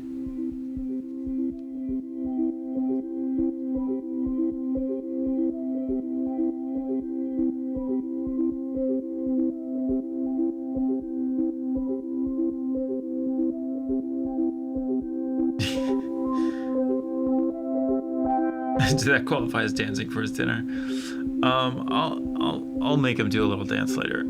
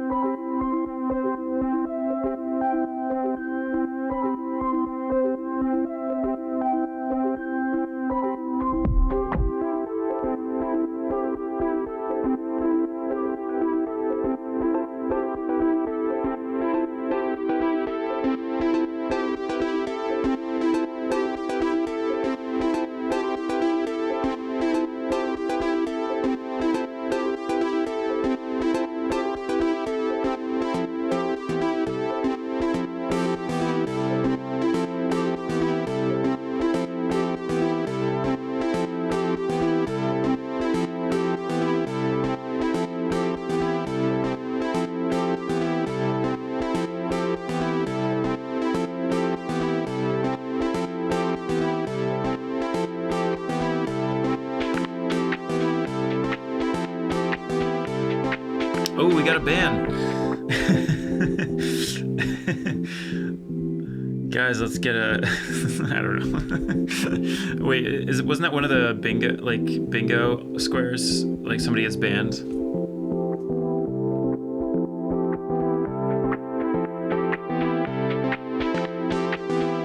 What's up, Kids Waste? How's it going?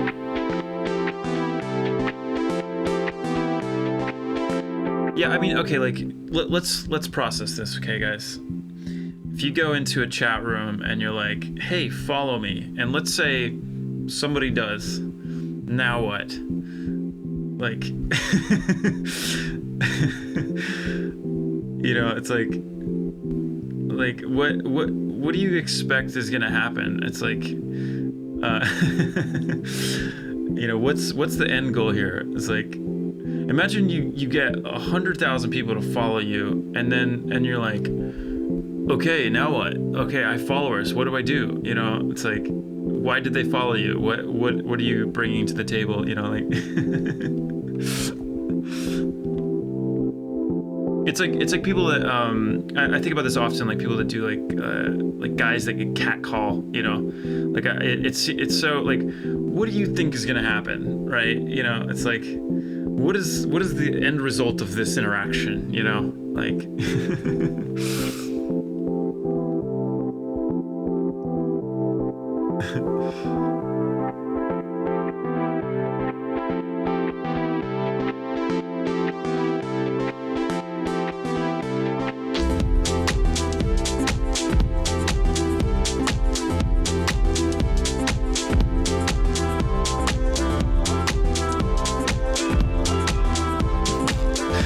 forgot about All-Star.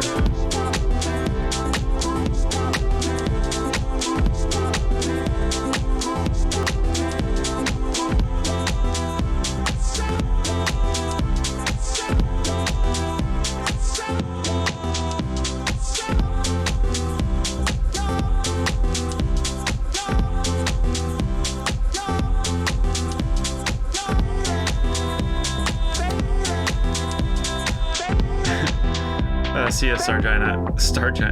It's still funny to say.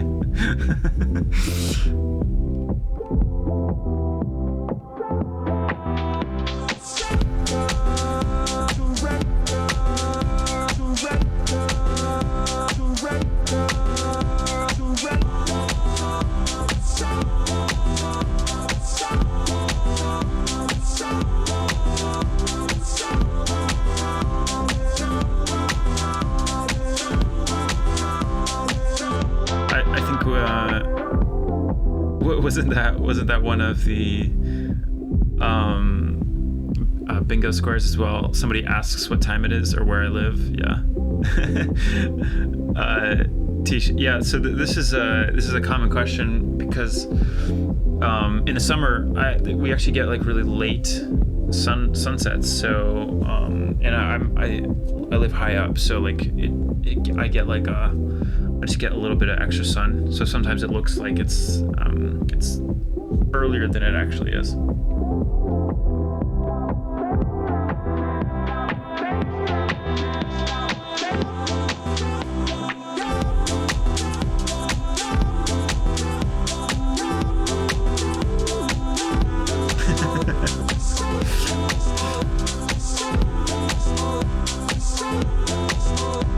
Kids' ways, yes, that question comes up a lot. Oh wait, let me see if I can. Wait, does this still work from yesterday? Or from Friday? So this is randomized. This is something that Steve put together.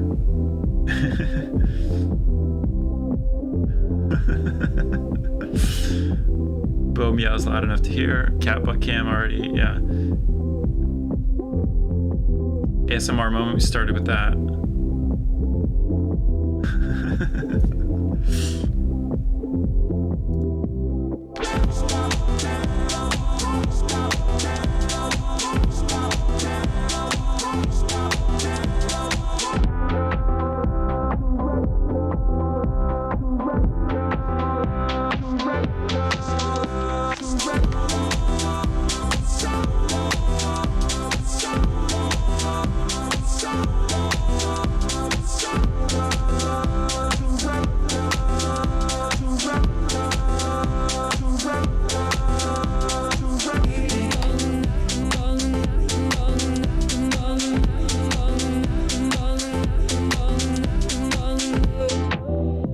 Yeah, so Robotalk, he usually pops in from time to time.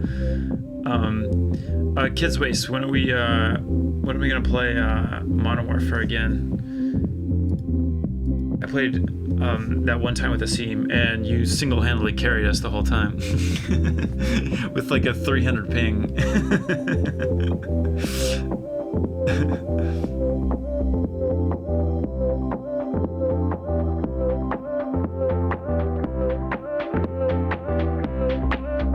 Timbo, okay, when did you know you were good at this? Production is all about feeling my opinion. I mean, I think like I've been doing this since I was 15 years old, and I'm 35 now, so like I've just been doing it for a long time. You know, I think there's a certain point, like after you just do anything for a long period, where you just feel comfortable with it and you feel sort of confident in your choices. Yeah. And at a certain point, it's just completely subjective, right? And so while I appreciate you saying that I'm good, it's also like, you know, like I have my own opinions about like what are my strong suits and what aren't. So like, anyway, my point is just like it's after like there's a certain baseline where you can get just through working, and then after that, it's sort of just like subjective, and you can kind of do whatever you want.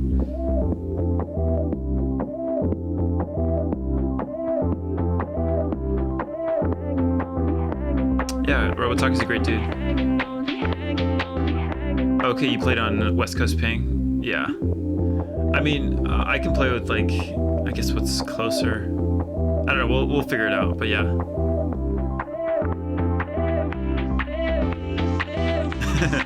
Actually, I am officially not, I am officially a millennial, technically.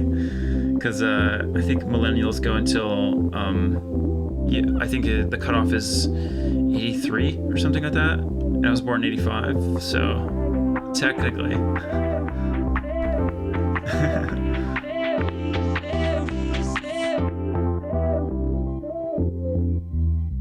Thanks for responding, just learning more about you through the stream and through a wormhole of your music.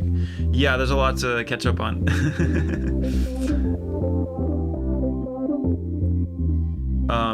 Did the music you make change much during 20 years? Oh, absolutely. Yeah, definitely. I mean, like, dramatically.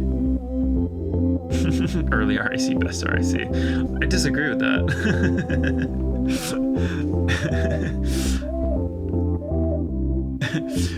What do you think when people say you look good, you look great for 35? It's kind of weird.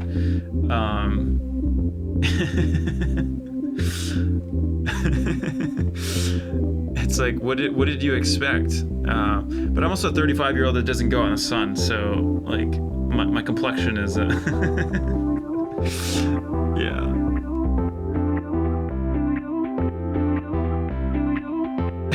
Elder millennial.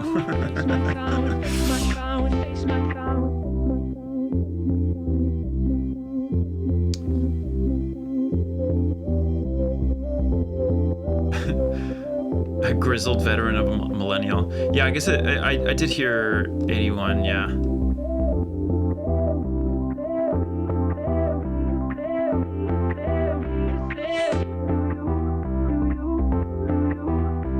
Are there any music tracks that we can hear from 15-year-old RAC? You know, I unfortunately lost a lot of that stuff. I do have some very early stuff, but like the very, very early stuff I unfortunately lost in a hard drive crash, which is too bad. It would have been nice to have it. I mean, it wasn't great, but it's like, it would be kind of fun to just revisit it, you know?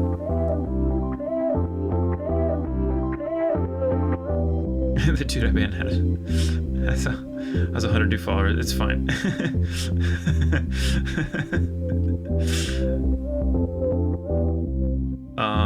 Is there a place to find a rig rundown, signal flow, whatnots? You know, that's actually a good. I actually have been thinking about doing that. Of doing like a proper video, kind of explaining everything. I mean, I have explained it on the stream, but it's not as, you know, it's not as intense. So yeah, no, I want to do something like that. So it's a good idea.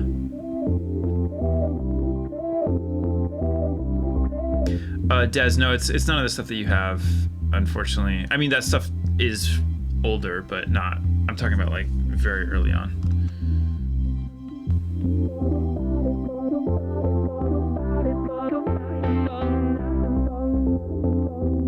The battery expanding on a MacBook Pro is the worst. Yeah, I don't know if you're referring to this or if you knew about this, but that happened to this laptop and it happened to the other one over there. Block Rock and Beats GarageBand. Yeah, I remember. Face my time, face my time, face my time, face my time, face my time, face my time, face my time, face my time.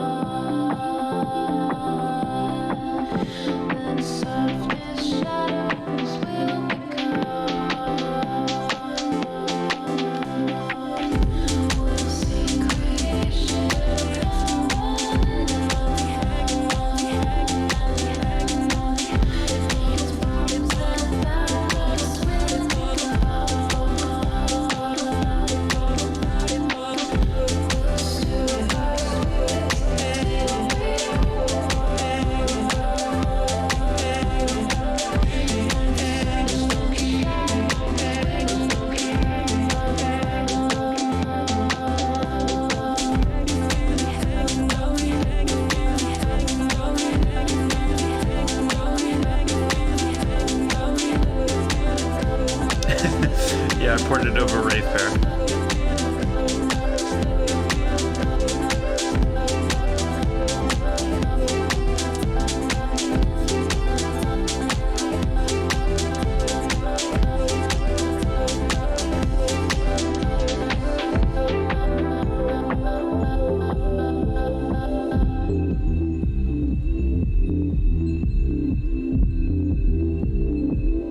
I'm gonna let Bo out.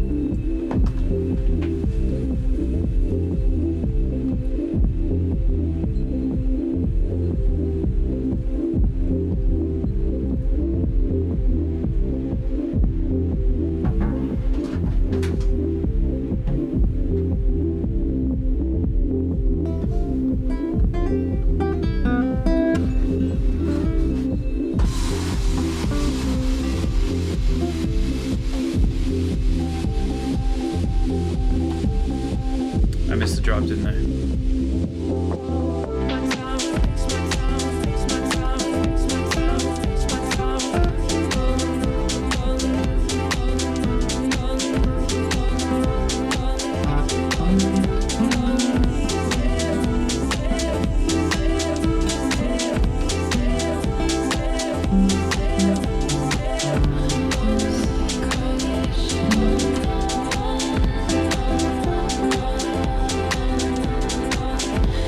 All right.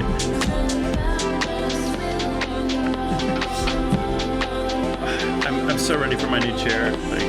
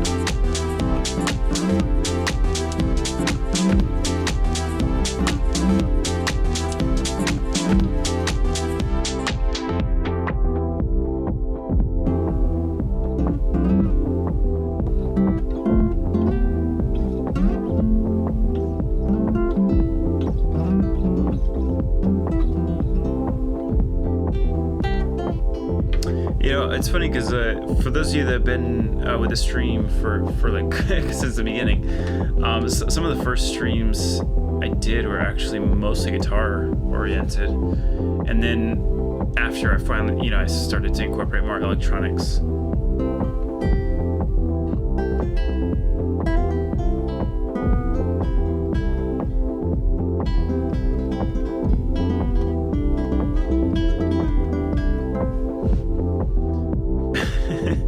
Talking about BBSs here. Real quick here.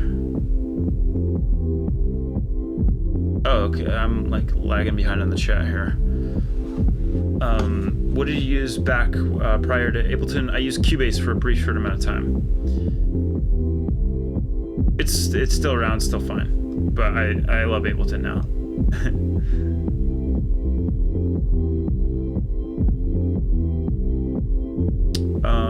Kid Waste, has the Ableton session grown? Looks insane from the... Yeah, it's pretty big. I just continue to add more and more stuff.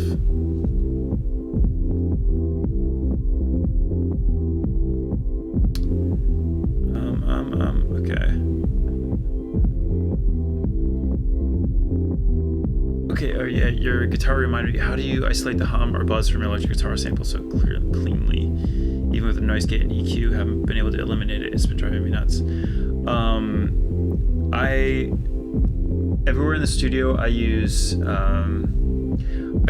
this is actually something I'm not entirely sure, but like my understanding is that I use like power conditioners basically for any kind of musical recording equipment, and that includes like amps. So I think the idea is like to get like a really clean power signal, and then I usually don't plug in, like I'll use like maybe a pedal or two at most, and even that will be running off of a battery, for example, as opposed to like plugging it in. So the less stuff that's like plugged in as possible, I think that's your best bet. But I also have it all going into like universal audio, this thing called aux, zero or OX. It's pretty cool. It's like an attenuator. Then that goes into like an isolation cab, and that's how I get like a really quiet, like really clean signal.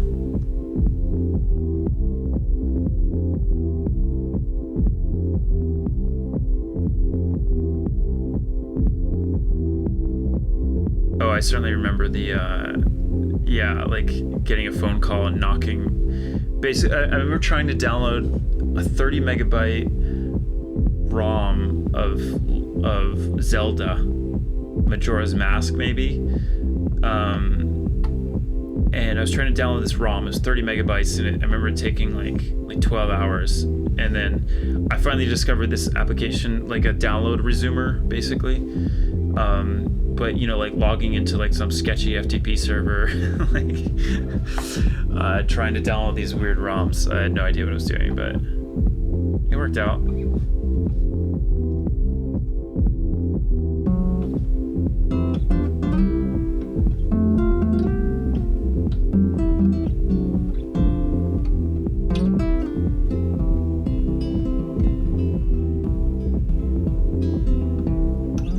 Yeah, actually, since we're at it, maybe I'll try to let me set up my guitar real quick. 1 second.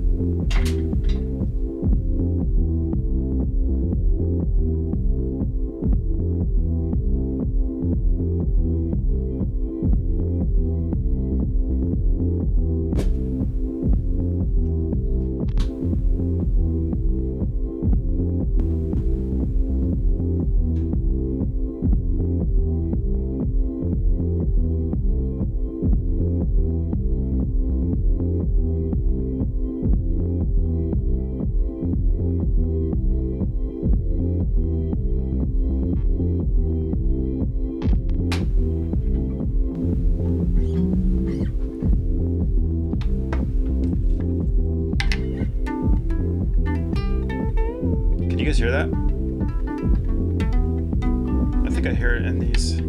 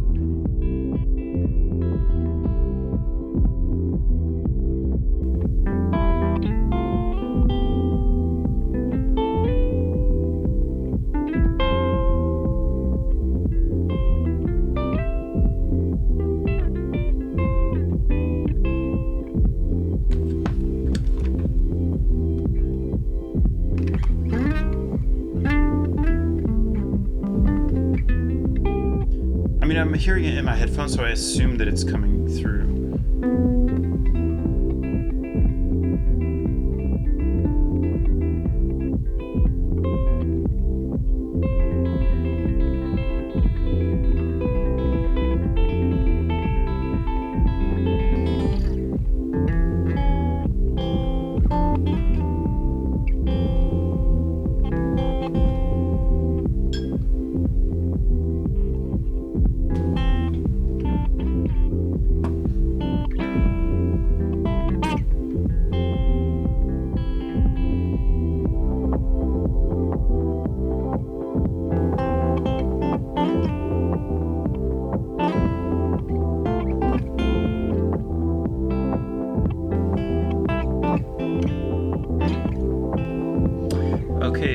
Don't your ears hurt like after a couple hours of wearing the Grados?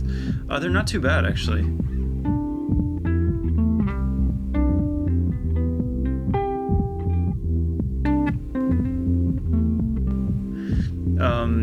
Sorry, I keep getting distracted playing guitar, but yeah, no, they're fine. I mean, I don't wear them for typically longer than like these streams last, so I don't have like an all day kind of what world just happened.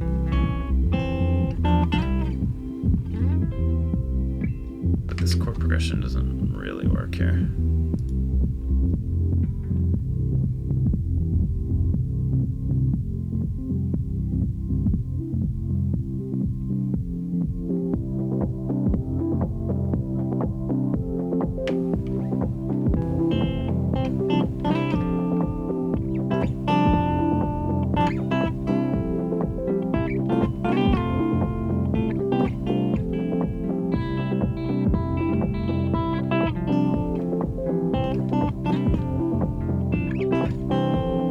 Because you can pick some stuff up through. I'm trying to get my hand like invisible. By the way, this will all be fixed once I get my new chair. I assume. I hope.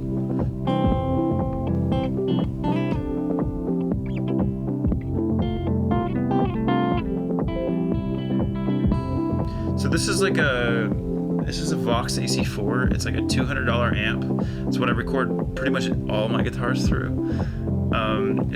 It's not like some big secret, but I think a lot of people's amps usually go for like the really expensive ones, and I'm like, no, you don't really need to.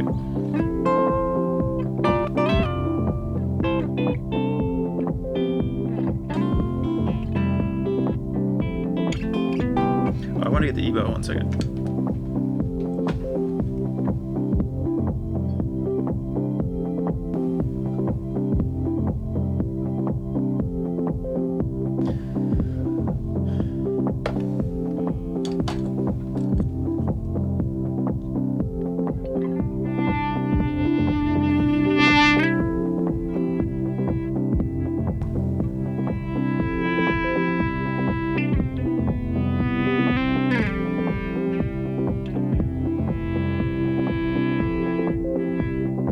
you can't even really see what I'm doing. This thing right here. It's the EBO.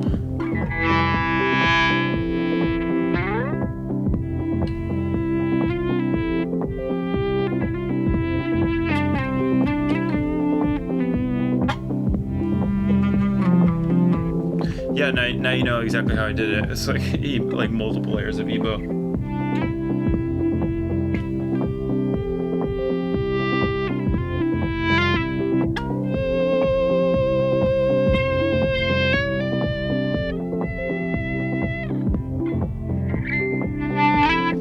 The idea is it's trying to mimic, yeah, like a string, like a viola or like a stringed instrument of some sort, or like it's basically trying to emulate a bow. This thing keeps getting stuck. It's so annoying.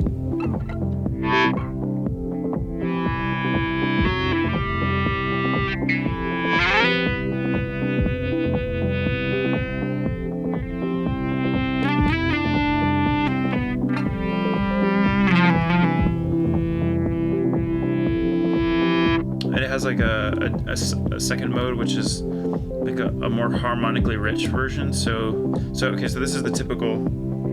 This is basic. And then turn it on the harmonics, and it goes like this. It's a little loud.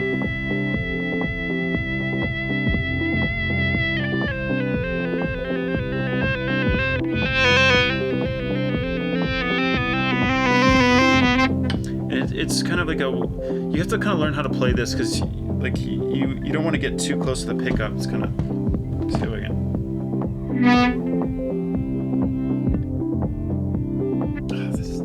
These headphones are the worst. Here, I'll just stand up.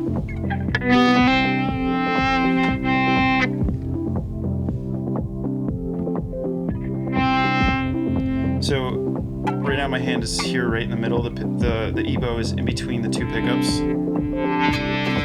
So I want the sort of the minimum amount of stuff happening. And then if I go closer to the pickup,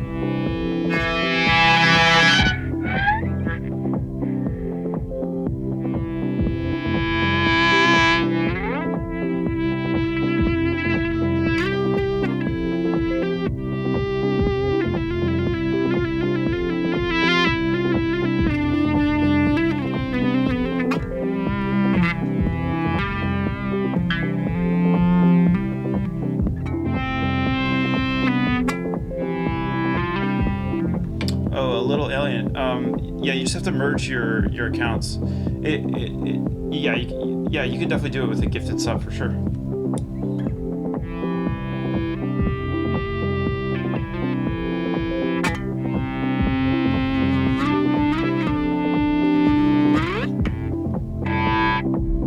Anyway, this EBO is a lot of fun.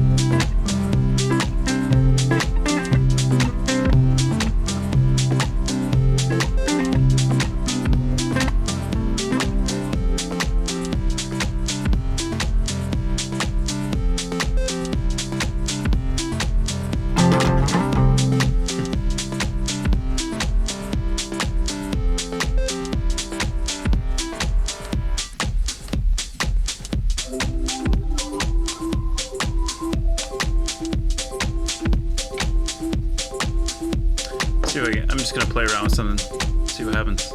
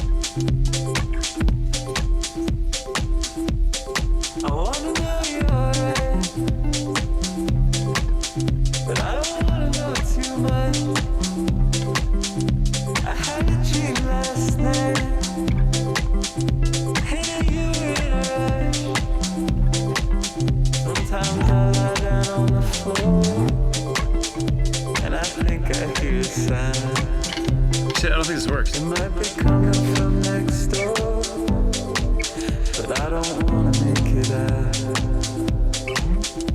I don't wanna make it out. No, I don't wanna make it out. We used to say this song made us feel some type of way. It used to make us both feel free. Underneath the covers you would grab my hand. You'd say you never listened to without me.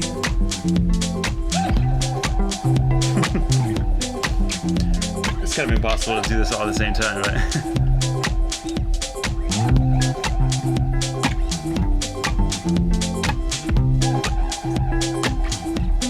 I wanna tell you I'm alright, but I don't wanna say too much. And you had the same dream last night, but I hope it don't keep you up. Sometimes I lie down on the floor, and I think I hear a sound. It might be coming from next door, but I don't wanna make it out.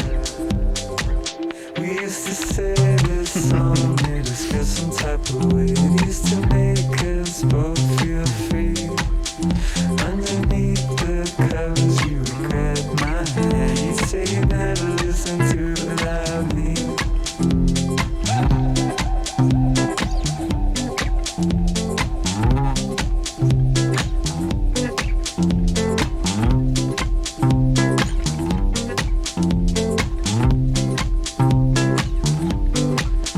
Now I can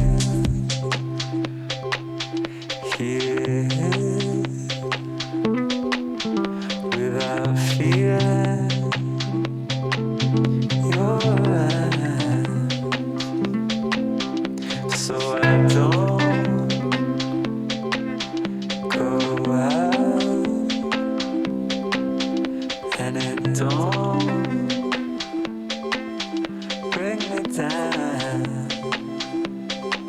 But sometimes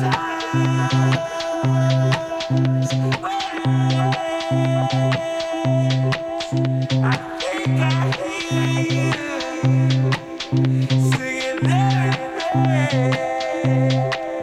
We used to say this song made us feel some type of way. It used to make us both feel free. Underneath the covers you would grab my hand. You'd say you never listened to without me. We used to say this song made us feel some type of way. It used to make us both feel free. Underneath the covers you would grab my hand. You'd say you never listened to without me.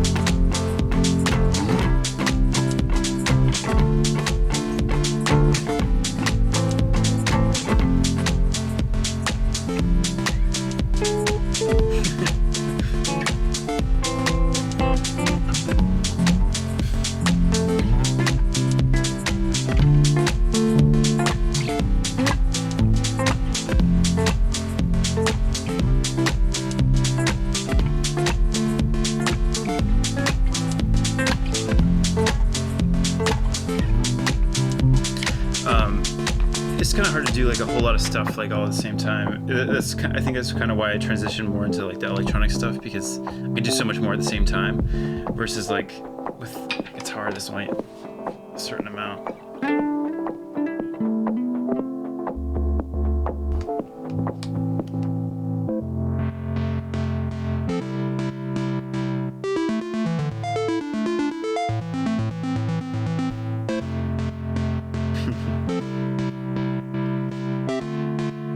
Get another hand, it's that easy. Wouldn't that be handy?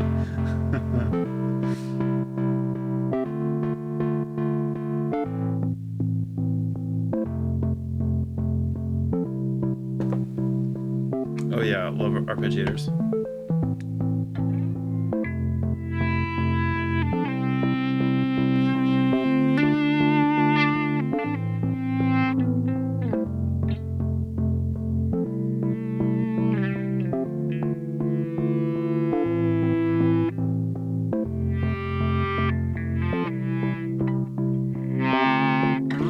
Oh, I think the record is 20.7, I think, currently. So we'll see. I mean, keep in mind that's also like, you know, literally like front page. You know, and most of those are like sort of passive. I think there's just like people like kind of like scrolling through, you know.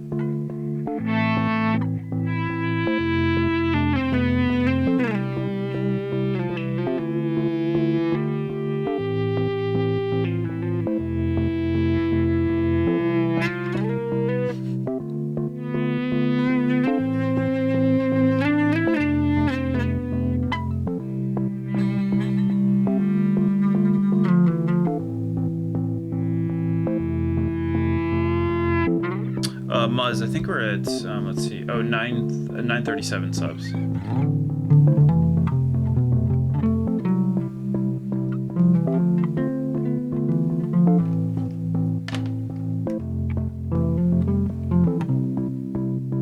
Actually, yeah, it would be a good idea to sort of incorporate this more, especially once I get the new chair and I don't have to sit so awkwardly. And then I can like record it into here and make like little loops or something. I think that'd be cool.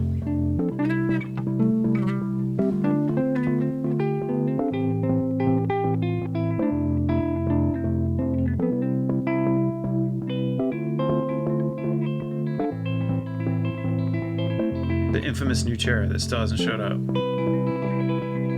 I hope it lives up to the hype.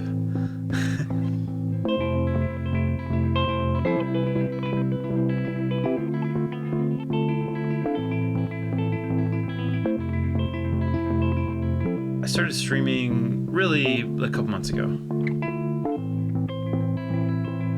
Oh, what's the chain on the guitar? Wait, what do you mean?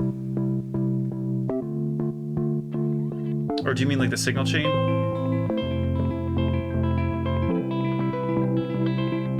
Oh, right now just a tuner.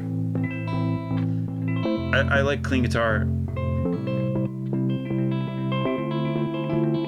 Oh, this is at 120 BPM. So signal chain real quick for the guitar. This is into a Vox AC4 that's plugged into a universal audio aux, which is basically an attenuator that's plugged into my isolation cab, and then there's a modded 57 in there, so.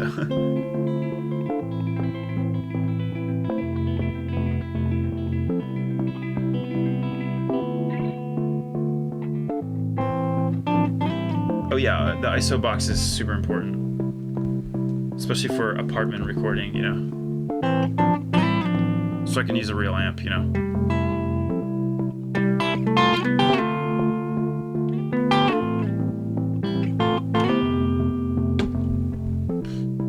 Keep hitting it.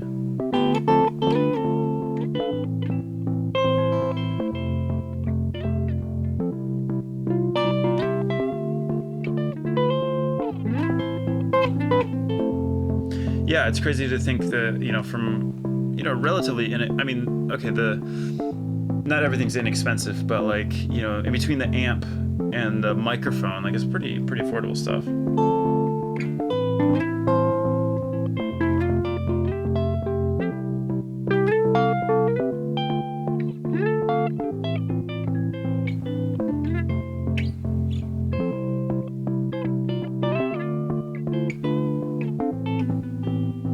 You just have the Eventide.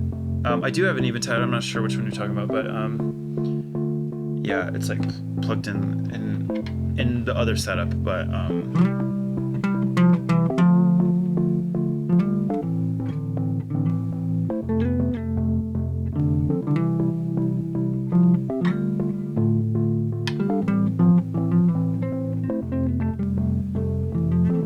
yeah, no, I'm pretty happy with this guitar setup. I haven't really changed it a whole lot over the years, just because like I found something I like and I sort of stick with it.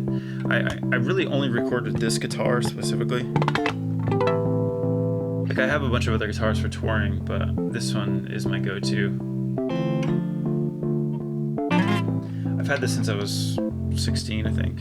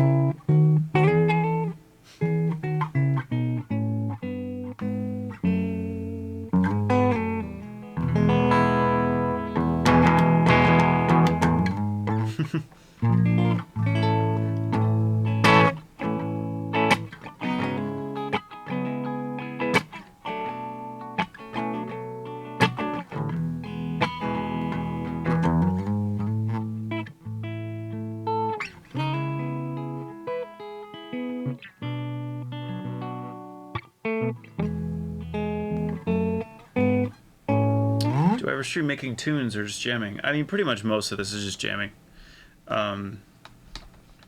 Yeah. I like to switch it up, though. Like, yeah, there's so much you can kind of do with this format.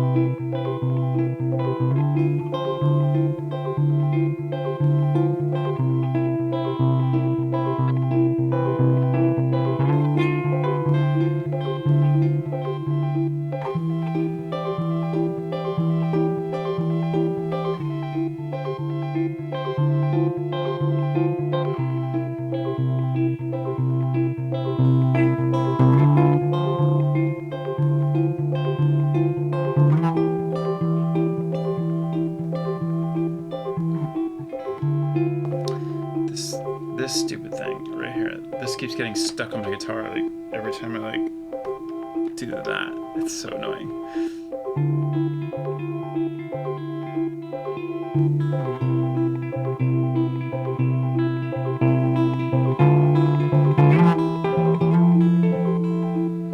Oh, wait, Weezer?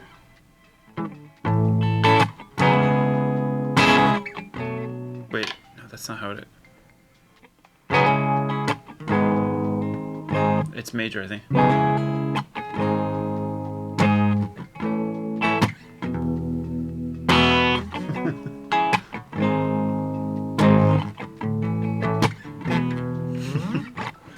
Anyway.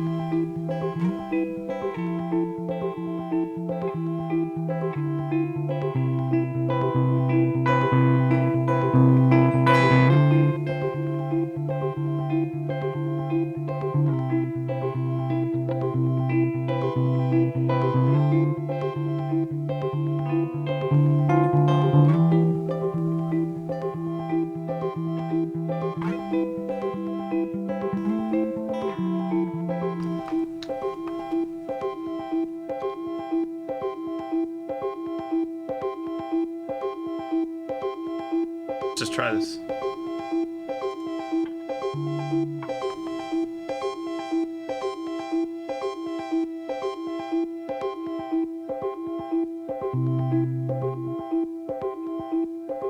Of course. It's turned off. That's so annoying. I was like perfectly ready for it.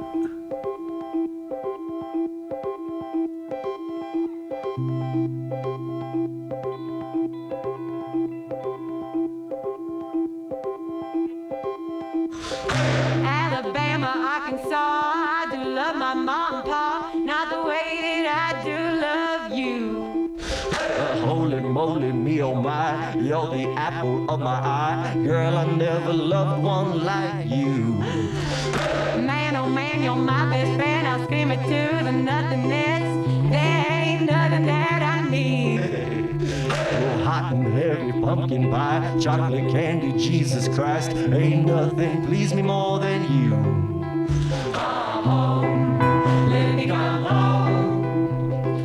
Home is whenever I'm with you. Come home, let me come home. Home is when I'm alone with you.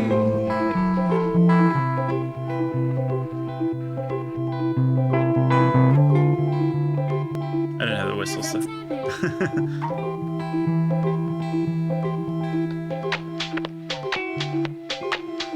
God, this headphone thing is so annoying.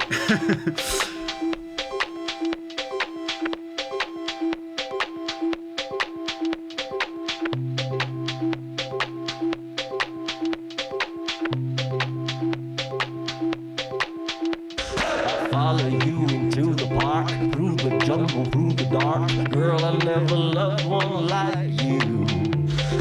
Moats and boats and waterfalls, alleyways and payphone calls. I've been everywhere with you. Laugh until we think we'll die, barefoot on a summer night. Never could be sweeter than with you. In the streets we're running free, like it's only you and me. If you're something to see, come home, let me come home. Home is wherever I'm with you. Come home, let me come home. Home is when I'm alone with you.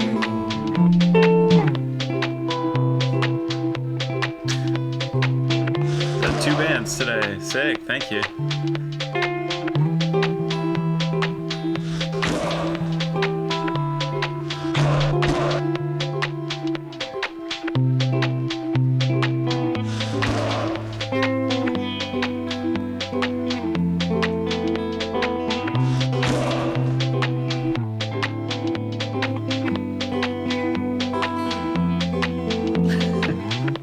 Yeah, let's see some H's in the chat. It's like, what?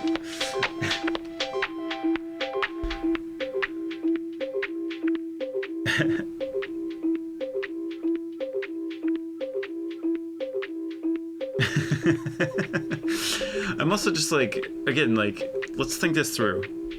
Think about that person. That person decided to join the channel. I'm like, what am I gonna do right now? I'm just gonna type a bunch of H's for no reason at all. Yeah, maybe he's just really excited about home and couldn't get the word out, you know?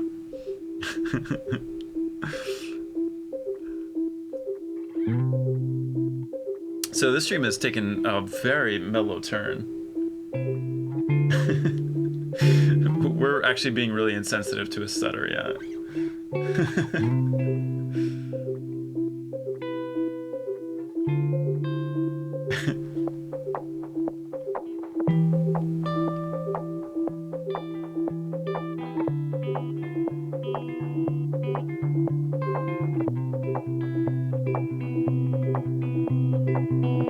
Yeah, I could have fallen asleep on the H key. I mean, it's right in the middle though, so you'd think it would at least has like how like that key specifically, you know.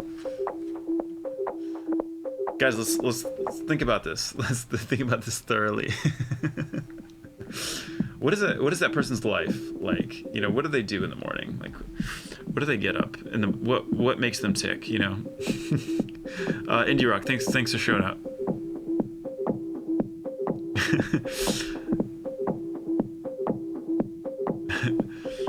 right? I mean, yeah, it's like the H is just like, it's right in the middle. So like, let's see, there's something like propping his forehead up and just happens to be holding down H. Today was brought to you by the letter H. But like, think about it. Like, what is their purpose in life? What do they do? Like they're like, what do you do in your free time? It's like, yeah, I go to Twitch chats and just like spam random characters, you know, like.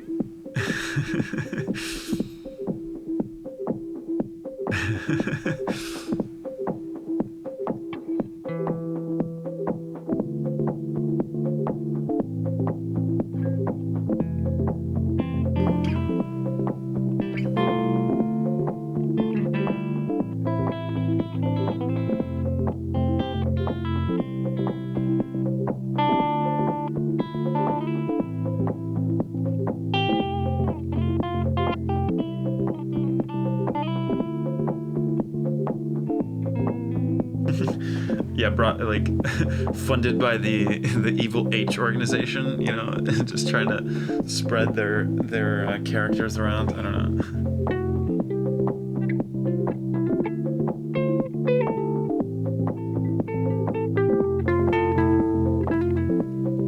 Twitch banned speedrunner. Yeah, that could be it.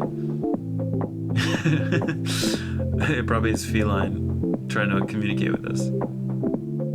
But let's bring him back on the channel and let's just ask him, like, what's up, dude? Like, can we unban? Just temporarily.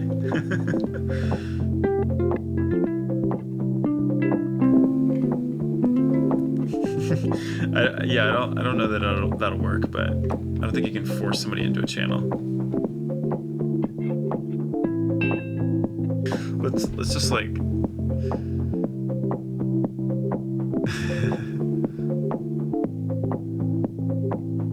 Yeah, can you like mention somebody? Will they get a notification? Like,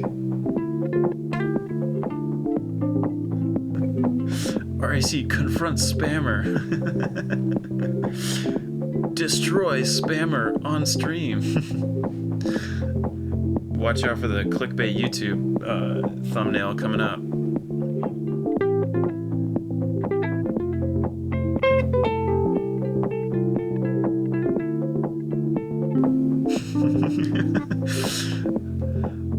RAC destroys the letter H. Is he back?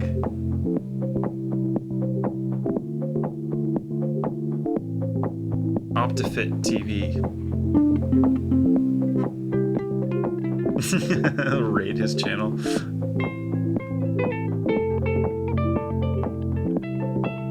Okay, never mind. He's not here, but.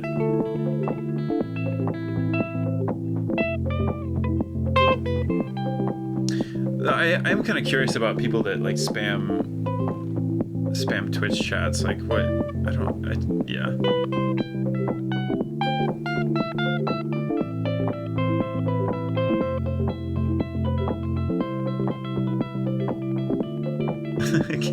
I don't know if you can gift subs to a specific person. I actually don't know how that works.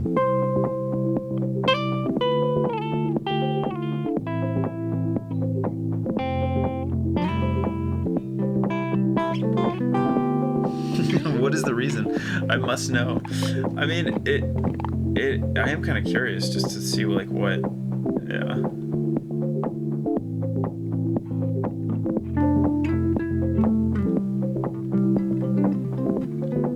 Wait, Obama's on Twitch.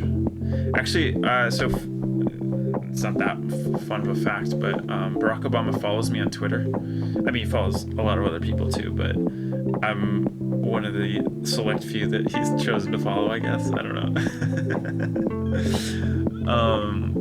And so I can DM Barack Obama. I mean, he doesn't read messages, but I can. And I've definitely messaged him a couple times being like, what's up, bro? He did not, he didn't even read it. He didn't even bother reading it. refund my lifetime taxes. Yeah.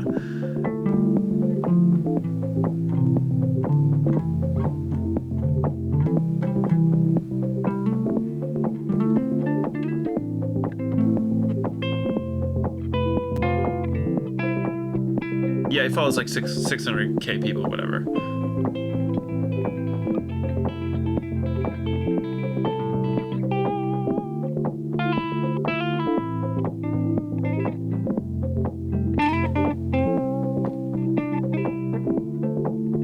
All right. Anyway, guys, it's been over 3 hours. This has been like a pretty chill stream, and I had a lot of fun. Thank you all for being here. And tomorrow is a special promoted stream on Twitch, so it's gonna be big. I assume. I don't know. We'll see. So it'll be a fun time.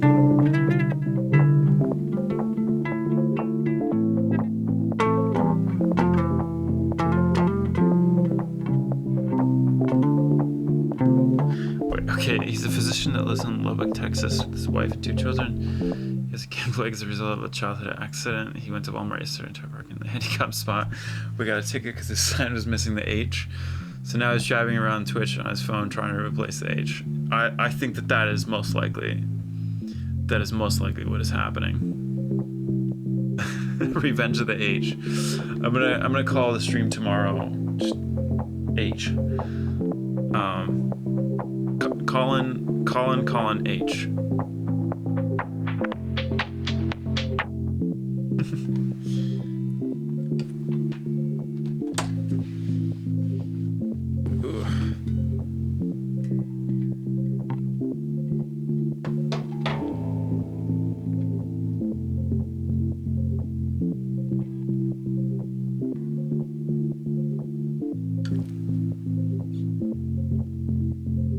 May the lint rollers be with you. I like that.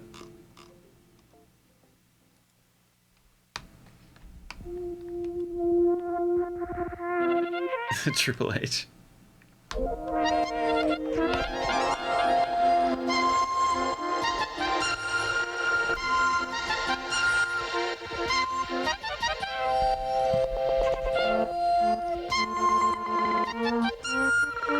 H Army.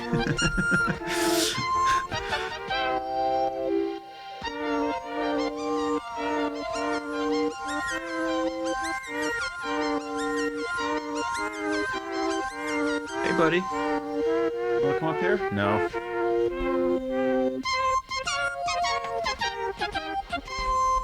Hey, buddy.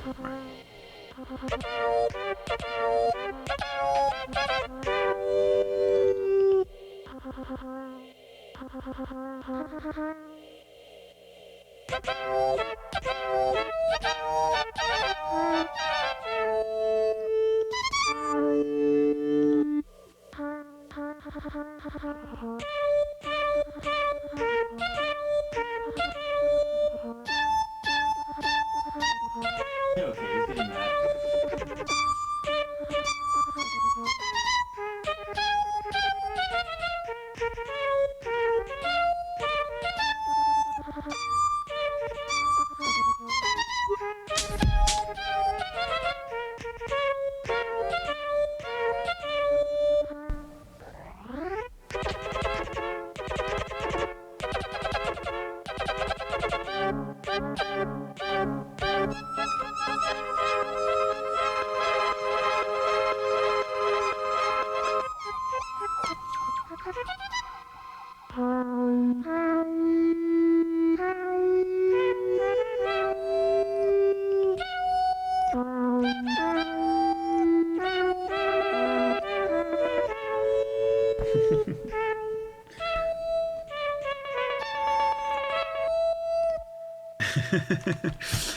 Oh, he hit the Windows key. Okay.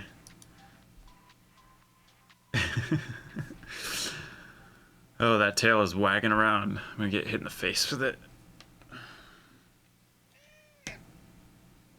What are you doing up here?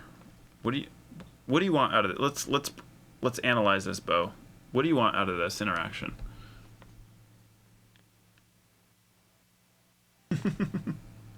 He wants his H's back. Okay, who are we rating? Let's see. Of course, my brother.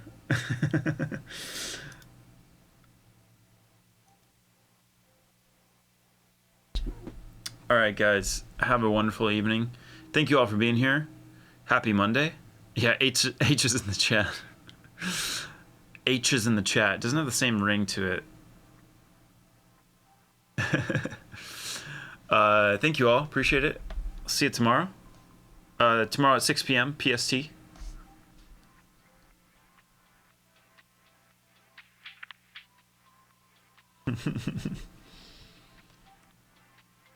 All right, here we go, guys. Have a good night. See ya.